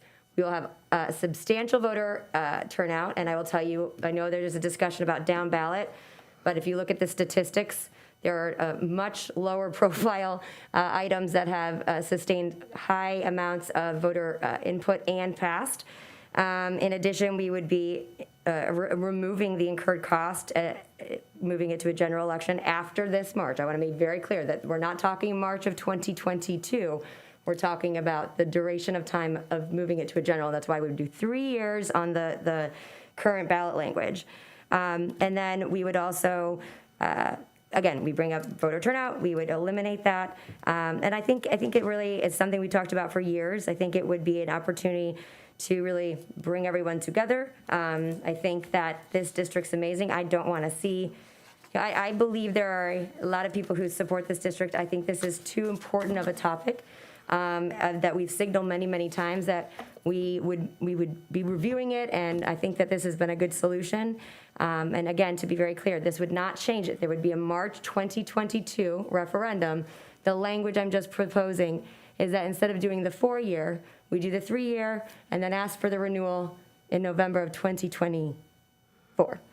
But the way it's written now, there's nothing to stop us from going out in November of 2024 and asking for a renewal.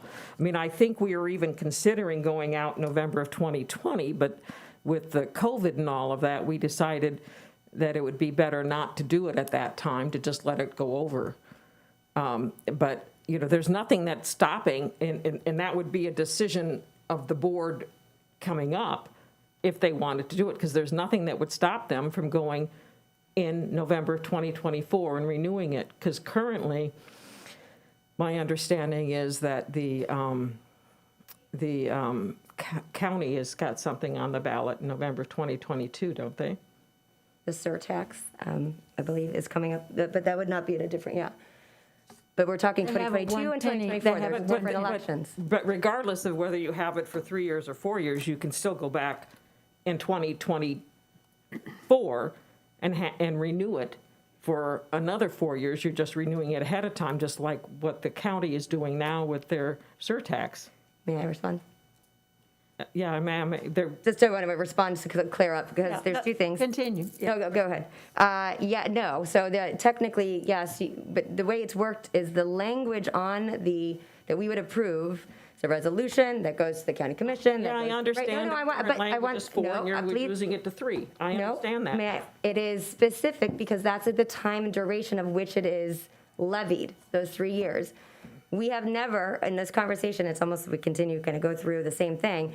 That is, hypothetically, based on your philosophy, we could have done this a number of times. This is truly triggering it, that it brings it forward to a general election, the 2024. My question was, is there anything that's in the language now that would prevent a future school board from holding the election in November of 2024 to renew the ballot language? So you would be, no, technically no, but so then you would be, you would be suggesting that you leave it as is. And then, to me, I think this is a compromising solution, because we've had this conversation a number of times. It's not just me. This is certainly a lot of people. And therefore, it really, I don't know that there would be that much faith that's going to happen, because it hasn't yet. And then essentially, you could, this forces the hand, and it solves that there would be no gap, gives you the additional time. And that would be my solution, and I believe it would be a very well-supported one. Okay, so it's my turn to chat a bit. So we have a school board to our north called Manatee County. Manatee County did a referendum on the same day that we did 4 years ago. It was successful but it was successful. It all supports teacher salary. So this year they were talked into by members of their community into going to a general, which is this November of 2021, with a 3-year referendum. So they will then go to, I think, 2024 as well. So I get where we are with this.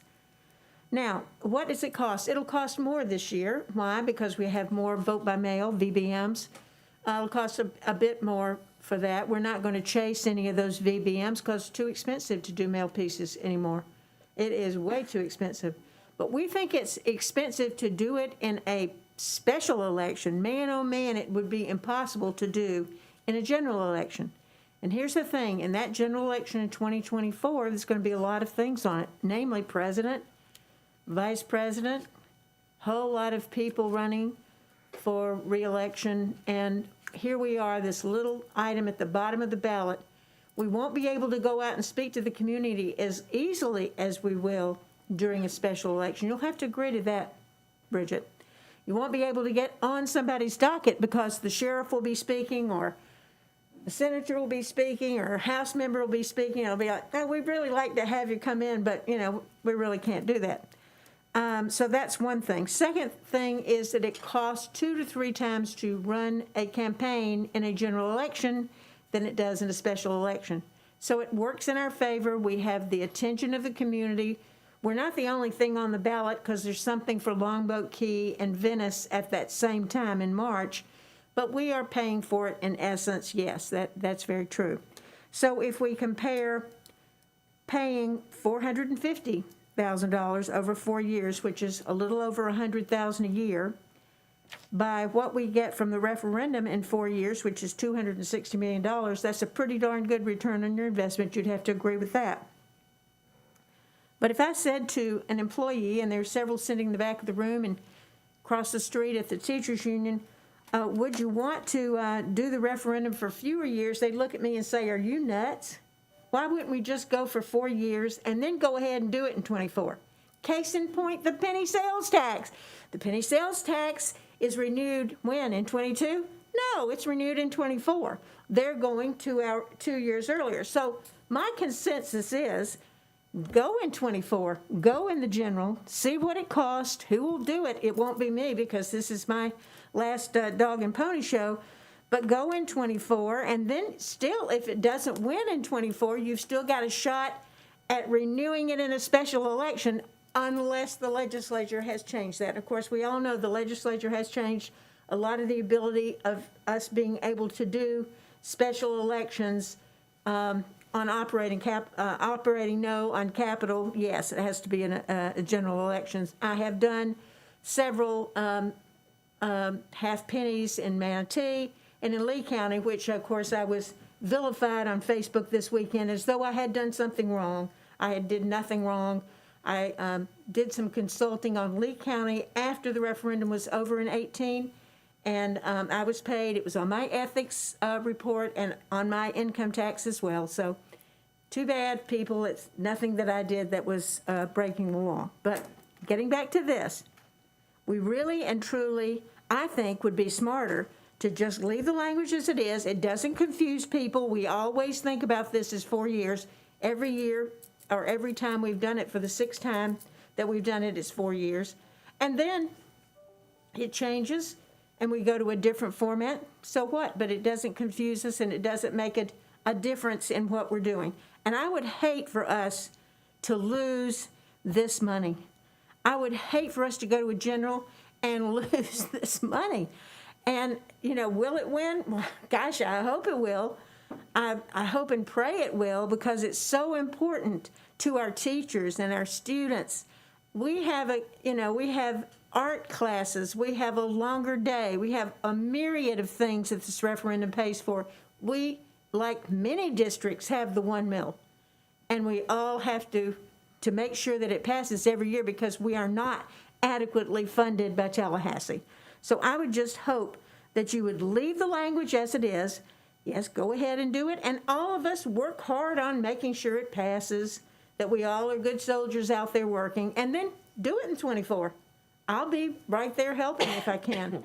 But don't change the number of years, because I think we would not want to shorten ourselves. Why would we want to do this hard work and raise this kind of money, which, you know, kind of all falls on my hands and Dan DeLeo's hands, and why would we want to do this and do it for 3 years when we could do it for 4? And that's my story, and I'm sticking to it. Karen? Thank you, Madam Chair. I just want to add, the question was asked, why would we make that commitment now? I think it is I'd like to start out by saying there's no one on this board or anyone that supports the board or the community that doesn't prioritize the quality of our schools and the insurmountable impact that the referendum has. That's non-negotiable. That is a given across the board. I think that the difference is a commitment to our community, that we are prioritizing our fiduciary responsibility. $500,000 is just that, $500,000. And as Mrs. Goodwin stated, giving, if something went wrong, we still have time to revisit a special election, as well as I think that we serve the entire community, the taxpayers within all have a right to have input, and there's no trend or record showing that that's ever been anything but extraordinarily supportive of our schools. So I think that is the difference. Thank you. Jane, did you have something else to say? I would just say that when I said that it would cost so much more, it does cost a lot more to be in a general election, and that's what I mean. And any of the savings, or almost all of those costs that we would incur, or the school district incurs, in running a special election would be spent in running a general election. So anybody, Eric Robinson and I argued about this over the years, and he said, oh no, you wouldn't have to spend anything.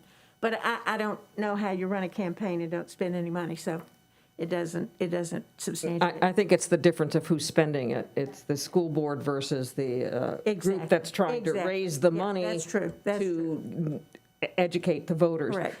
Tom, I know that you asked for this to talk because you didn't understand it earlier. Did you have an understanding now, or do you have any questions outstanding?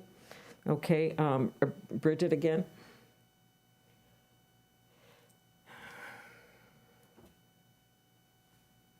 Thank you. Well, and I appreciate Mrs. Brown's clarification, because there is a difference between the cost incurred by taxpayers to host the election versus campaign costs, which do not come out of any they're not allowed to, it's illegal. So, but I just want to make that clarification, so it's a very different component. And hinging off of what Mrs. Rose said, I think that's exactly where I look at it, is that, listen, I make this very clear, very much support the referendum. I know how important it is to our teachers, how impactful it is to our students, and the impact of the educational environment. I believe this has been discussed for years. We all can agree on that. And so to me, this goes a long way in sending a good faith effort of saying we're listening, we're gonna stand by that commitment, and we'll still move forward with it. I believe that shows a lot of signals, and I am concerned because I think there are a lot more people paying attention now, and I'm not going to be part of anything that's trying to hurt it. I'll be on the absolute other side of absolutely supporting it. But I've had conversations with some people, and I'm trying to say, no, we're moving towards this direction, and I'm confident that that is a positive direction we can go. I know how important this referendum is to all of our students, to all of our staff, and I implore you to consider the benefit on the signals to the community that we are listening on all sides, and that this be something we support, and being good fiscal stewards. But also, I think that good faith effort that we can come together on this when it's been discussed for years, I believe it goes a really long way, and so I hope you do support this. Okay, I think we've exhausted that one. The next issue is the board attorney. I'm not sure if all of you have been in contact with Mr. DeLeo even previously about what happened. I don't know who should start this conversation. Is that Mr. DeLeo or who? I didn't put it on the agenda. Somebody did. I did. I'll go ahead and start. I put this on the agenda. I know that there were some questions. I was getting questions from different people, including board members, as far as Patrick Duggan and what he will be doing for us in the school district as far as serving our school district. And I asked Mr. DeLeo if he would give us an update as far as what has occurred and where are we now and where are we going with you being our attorney. Terrific. Thank you for the opportunity. I'm happy to do that. So first, let me just say that Patrick is a terrific lawyer. He's a great person. I know you all agree with that. He's continuing to provide legal services to this district. He's just not doing this particular act, which I'm doing now. He's a valuable member of the team that provides the legal services to this district. But the board gets to interface directly with anyone that they like. And we are essentially revising how we staff our legal services. So just to back up for a moment, for a very long time, for 25 years and before, to be precise, this entity had one lawyer, and he did a terrific job. But this billion-dollar public entity long outgrew one person providing legal services. So what we did when we came on in February, and I mean Shoemaker, Loop, and Kendrick after the public selection process, we divided up the manner in which we provide legal services. So what we did is for example, I handled aspects of managing litigation and parts of the client contacts. Patrick interfaced with the superintendent and the staff at the cabinet level and handled various types of legal matters. We have another government lawyer, Mark Connolly, who has been handling contracts. So we essentially divided up the manner in which we provided legal services. So what this amounts to is a reallocation. I also, at the time that Shoemaker became the board's lawyer, I promised this board that we would bolster our expertise with respect to several areas, for example, school board law. And as I think I've talked to most of you, we have done that, and let me tell you a little bit about that. So we hired on September 1st a gentleman named Michael McKinley. Mike McKinley is a lawyer for approximately, nearly 40 years. He practiced in the area of education law, and currently, for the last 10 years, has been a board attorney for Charlotte County and 2 other districts. He's extremely well-versed in issues associated with school law, and he has joined our team of people who can provide legal services to this client, to the district. In addition, we have hired a part of our firm called Shoemaker Advisors has hired Jenny Tarr. Jenny Tarr, as some of you may know, is a board-certified city, county, local government lawyer. She was for many years the attorney for Hillsborough County and worked as chief assistant for countywide services and oversaw litigation for that 4th largest county in the state.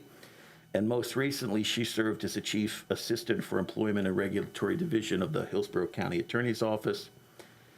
She provided services related to hiring, terminations, FMLA, ADA, sexual harassment, union matters, other things. So the first point to be made is Patrick is continuing to interface with staff, the cabinet, other administrators, providing the legal services that he was before as a valuable member of our team. We have brought on Mike McKinley, Jenny Tarr. We have other government lawyers. Part of the attraction, as stated by you folks from the dais at the time we went through our process, was we're a large law firm with a great deal of resources and capacity. So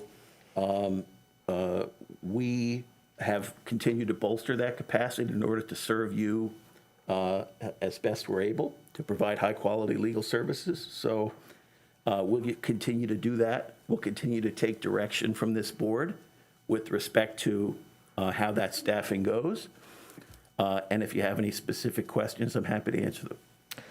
I have a question. I kind of know the answer, though, but I know some people think that you recently you had into negotiations with Mike McKinley, but, I mean, you told me, I mean, when did you start negotiations with Mr. McKinley?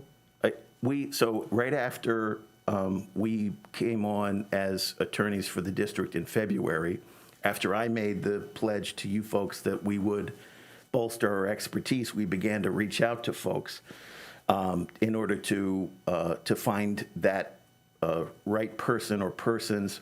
So Mike McKinley, someone we've been talking to for a while, since probably on and off since March. So it's been a while, but that's an ongoing process. It's not just for you folks, it's for every other one of our large institutional clients, and all our clients for that matter. We want to provide the best legal services that can be had in the market. Ms. Rose? Thank you, Madam Chair. Mr. DeLeo, my question's pretty simple. Relative to sunshine, for our community to understand how that works, and for me as a board member to better understand it, how is it that, a majority of board members that can contact you, and Duggan is not on the dais and you are on the dais this week? How does that work, or what is the catalyst to these roles changing? And can they change, again, for sunshine behind the scenes? Is that written into the contract? There's a lot of confusion, particularly with the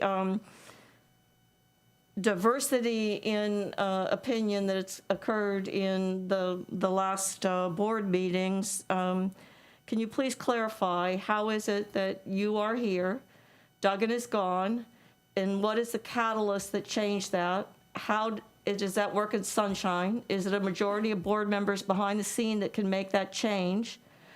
And how does that work with the contract that this board signed with Shoemaker? Please. Yeah, thanks for the question. First of all, Patrick's not gone. He's here. He's just not in this particular role, and I'm sure that's what you meant. But the way that occurred was there was a conversation between the chair and I about a sort of personality clash related to Patrick in his particular role. I heard separately from at least 2 other board members things that were sort of similar. And I read the newspaper. So those things caused me to change the way I staffed legal services for this client. And it's really that simple. And that's from a contractual standpoint, if I may please, that's within the contract to make those changes for Shoemaker or you as the lead to make those changes and do it out of the Sunshine per se, because this has never been a board conversation. Sure. So I learned through Twitter. Okay. You learned of what through Twitter? Of Duggan no longer being on the dais and the newspaper, as you had commented. So my clarification is that the 2 pieces, and you've provided information, and I appreciate that, that this can occur behind the scenes. It doesn't have to be in the Sunshine, those changes. And how does that relate to how the contract's written? Who's in the lead? How does it change? I think those are, for me as an individual board member, I miss having had the conversation of, what are those personality clashes? It's just that there's a lot of, I really have an appreciation when we have the opportunity to have dialogue as a board and a law firm that takes into consideration what that dialogue might mean in the next decision that a firm of Shoemaker's quality might make. Sure. What I would say is, that's really a one-on-one conversation between myself and the board member. I would point to the email that I wrote to all the board members, including you, dated 8/30/21, which sort of described where we were in the process. There were some conversations with the superintendent along those lines. You and every other board member has my cell phone number, and I encourage you all to use it as much as possible. So if there is ever any question like that in the future, I would encourage you to give me a phone call, because I'm available to the board members 24/7. And it doesn't have to, my discussion with an attorney is not out of the Sunshine. It's board members that can't talk to each other. And there were other discussions even before August 30th that I had with Mr. DeLeo, where he had told me about he was bringing on Mike McKinney and some of the Mike McKinley, and then some of the issues that I was having, frustrations about not coming through. And one of the issues is policy changes that we're getting from our company that we're going over there and never coming back. And there's a whole bunch of them that will be coming to us at the next agenda meeting. We found several policies that just changed and went over there. And as the laws change, we need to be getting these policy updates. And some of those had to do with that. And so, it wasn't only, the 8:30 meeting that caused this. I knew there was somebody coming along. And the other thing is some of the frustration that the questions that we had that would take so long to get an answer because someone didn't understand, the education law and handling, because I know there has been some frustration, and one of the things was, we have a policy about no clapping, and then, he didn't say it at a meeting, he said it at a workshop, clapping is First Amendment. Well, no, it upsets the decorum of the meeting, and we can't have that. So there were other things that were going on, but we also understood that somebody else was coming on. I mean, these weren't decisions that were made on August 30th by me, but there were some things that blew up on August 30th that Mr. DeLeo took notice of, and said, we've got somebody coming on, but not until September 1st. Bridget. Thank you. Well, I have a lot of concerns, and I'm going to take these a couple steps at a time. So, I think the board appoints and hires a superintendent and the general counsel. Those are the two most significant positions we have. I will first go on the record and tell you, I think Shoemaker had done an amazing job. I was incredibly impressed with Patrick and his diligence and his competency. And I know I shared that with you. These have been challenging times, but I believe that the level of professionalism in which he's illustrated here was top notch. That being said, what alarmed me is there a lot, and so like I said, I'm going to go back. The things that were stated is that, and I've gone back and read the contract. I mean, I recognize the firm is in fact Shoemaker, but even if you go back to listen to the hiring practice, there was a substantial amount of weight put onto who that individual would be within the firm at this dais. Is that would you agree with that statement? When you were hired, when there was deliberation, would you agree that that was a significant factor that certainly a number of board members addressed? I would assume so. I mean, I don't want to get inside your heads, but that was certainly part it was of a public the meeting. discussion. It was during the public meeting. So but is would you agree to that was clearly expressed? There was discussion about who would serve in what role. Part of what I told you all was, we're a large firm. We have a lot of capacity. I can staff the representation really in any way you want. Here's who I think would be best in this role or that role. And that's certainly what I proposed. And I agree with your characterizations of Patrick 100%. Thank you. And I think that's important to note is because I'm going to pivot over to that really is a board discussion and decision. Whether I'm in the minority of a position or not, it is something that's critically important. And then if you layer on top of the unrest that we have in this community for a variety of circumstances that are happening, this doesn't help it. This actually causes more concern. So I am disappointed that it's appeared that these conversations and decisions were made without this discussion as a board. I mean, not really respecting, this is more the board, respecting that important role. And then here we are, and now we have to figure out what our next step is. And then I'll move to the other component of, the meeting was on August 20th. We didn't get a notification until August 30th. And to me, in the midst of that, you have to consider what was transpiring. We're getting letters from the Department of Education about whether we're out of compliance. I mean, the legal issues alone just from the board were highly unusually and rapidly approaching, as well as all of the number of things that have to be taken upon it at the district. And I have no doubt that a lot of those things are being addressed because I confirmed it with our superintendent.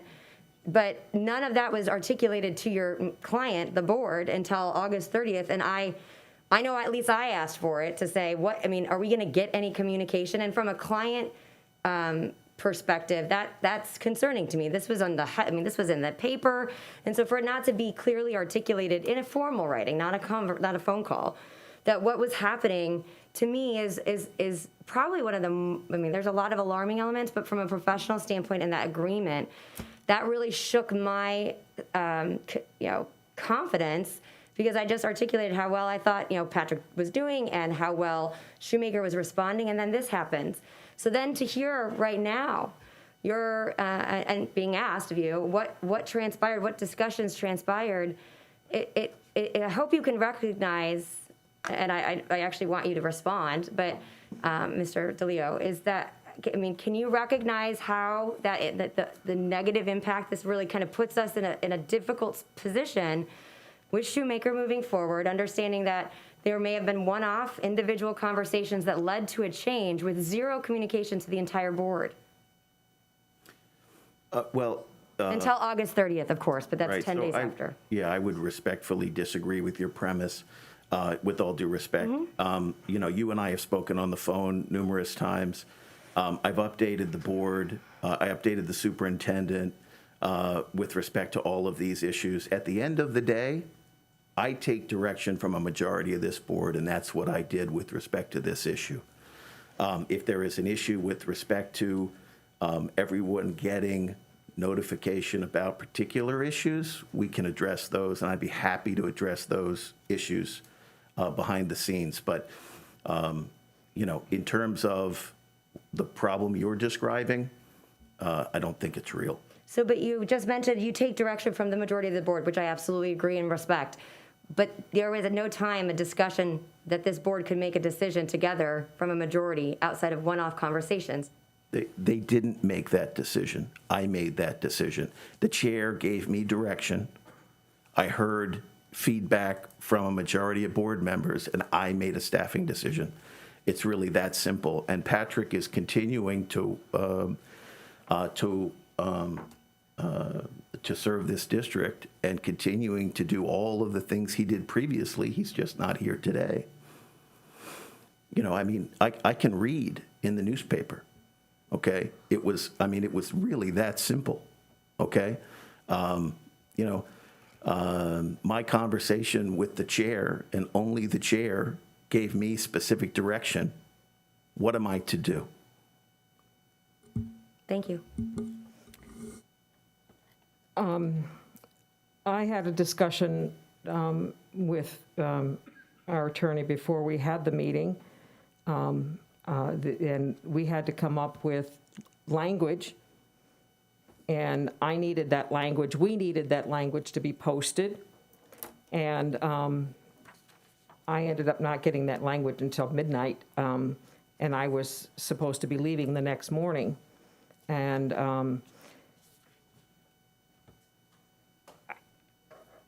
I also shared with him, and I shared with you all, a copy of the statute, 1014.03. The state, any of its political subdivisions, or any other government entity or any other institution may not infringement on the fundamental rights of a parent to direct the upbringing, education, healthcare, or mental health of his or her minor child without demonstrating that such action is reasonable and necessary to achieve a compelling state interest, and that such action is narrowly tailored and is not otherwise served by a less restrictive means. That is the law.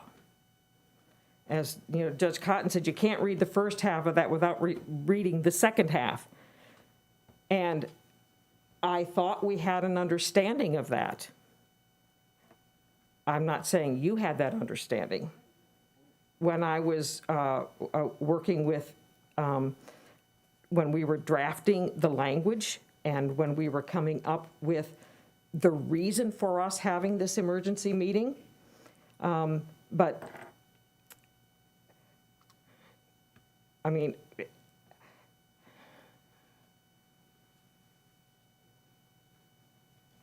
I think we worked on that, and I think we did demonstrate that such action was reasonable and necessary. And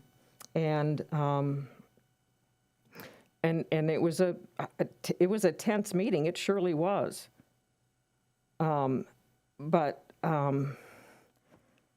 that is the law, and I was frustrated that that wasn't reiterated at the end of the meeting.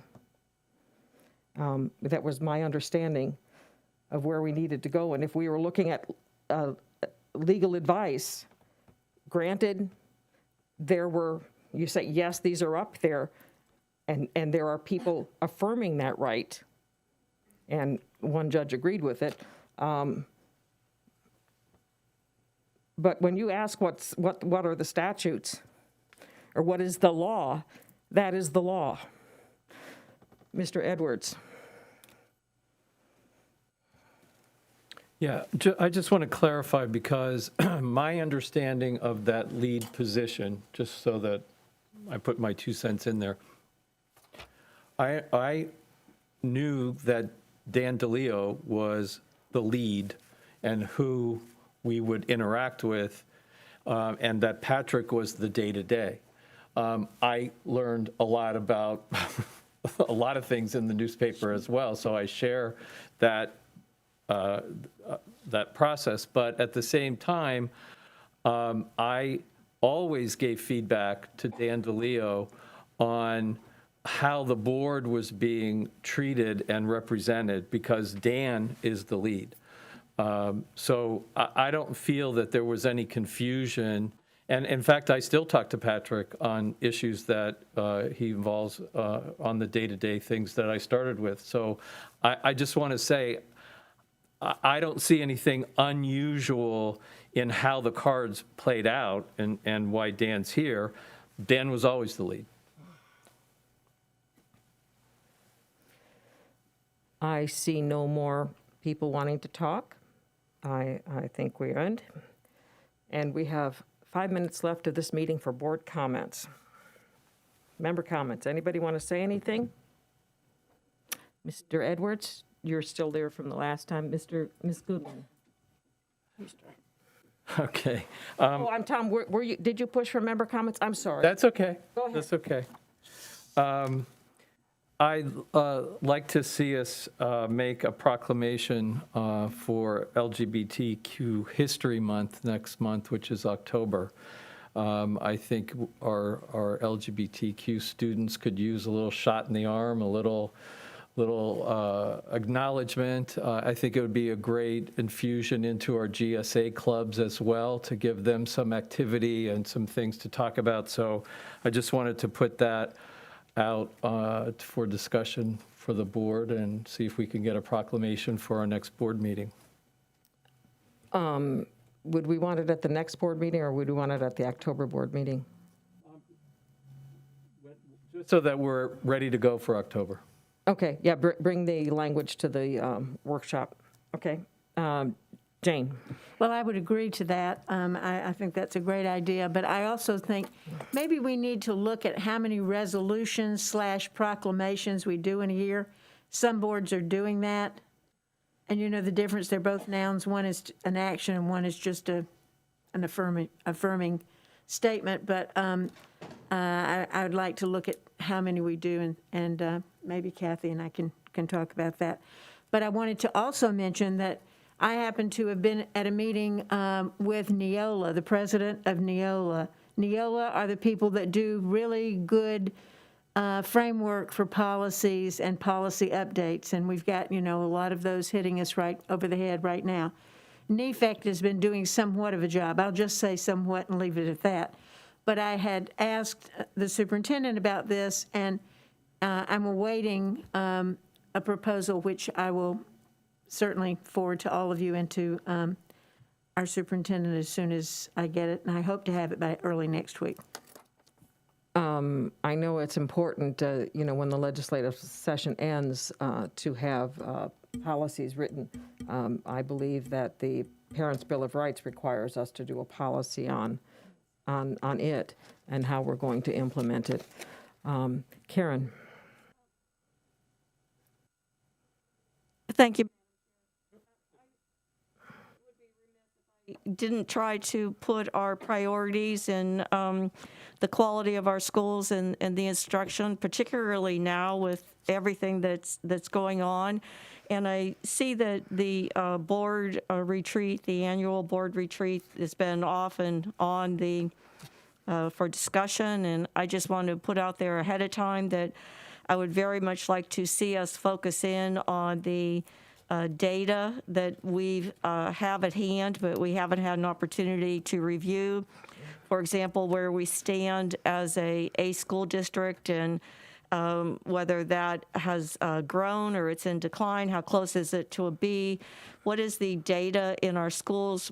How does that match the resources that we're having dialogue about, that we are deliberating as a board, I consider it our highest priority to build quality schools for every individual student. We also have iReady data that has not been reviewed. So if we're going to spend a day together, I'm an extraordinarily strong advocate and want to mention that being a principal, that you have your data unveiled and you're looking at every aspect of it well before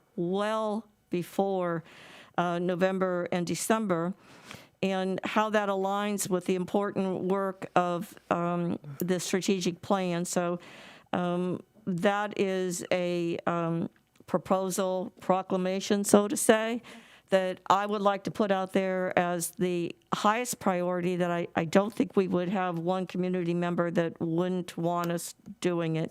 Thank you. Well, I agree that we need to have a retreat to talk about where we are on those things. The problem that I see, though, right now is everybody that would be getting the information together for us has their hands full with all kinds of other things. So I would go back to the superintendent and, when you can breathe and when you can get us all that information.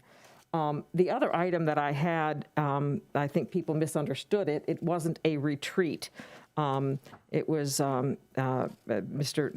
Dr. David Lee, I think he's a PhD, is a consultant for boards.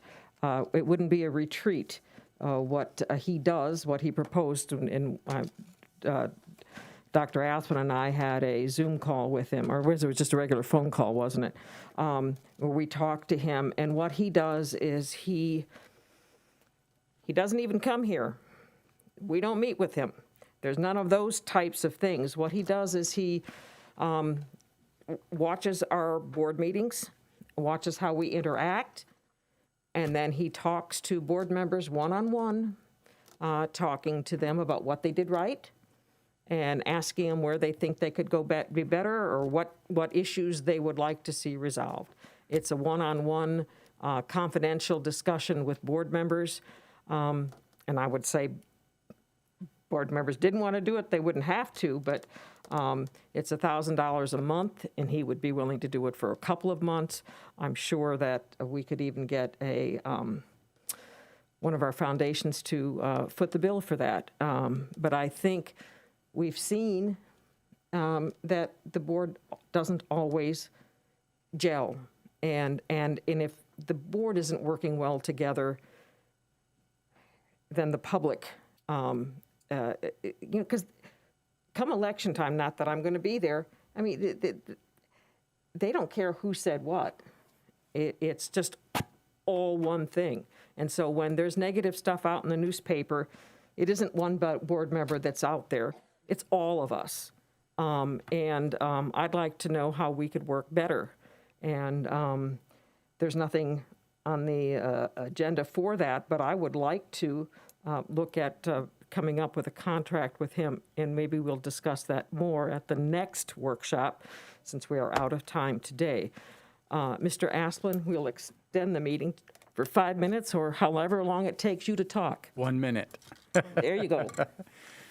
Ms. Rose, thank you for bringing up the academic world. I appreciate that. And just to give you a quick update on the next workshop, which is on the 21st, I have items on here right now. Strategic plan for a couple hours to go through that. We've been working very hard on that, and I think we're ready to give you a draft of that to get your feedback. So we will talk about the strategic plan, and we have that scheduled for a couple hours, actually. Also, year at a glance, that's that information that I was talking about, that we would have the standards and the curriculum and the materials that we utilize in each one of our classes and each one of our courses that will be online for parents to be able to click into and see exactly where we are, what we're doing. We are going to give you an update on that. And then also the student progression plan.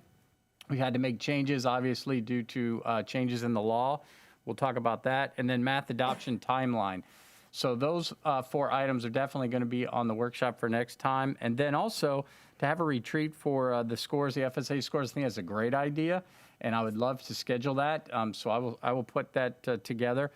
Just so you know, our principals have had their scores for a month. They've been analyzing them and creating their school improvement plans along with their teachers, helping to analyze and create their lessons and their curriculum and their instruction and everything. Amidst the whole COVID piece, I have to say hats off to everybody at the school sites. They've really been working hard on all of these things. So it'll be nice to get together during the next work session and during a retreat to go over those things. So thank you very much. Yeah, again, I think it's what information needs to be out there for the public and what do we need to be talking about amongst ourselves. So with that, I will adjourn our workshop and we will be meeting back here at 6 p.m. for our regularly scheduled board meeting. So just end that.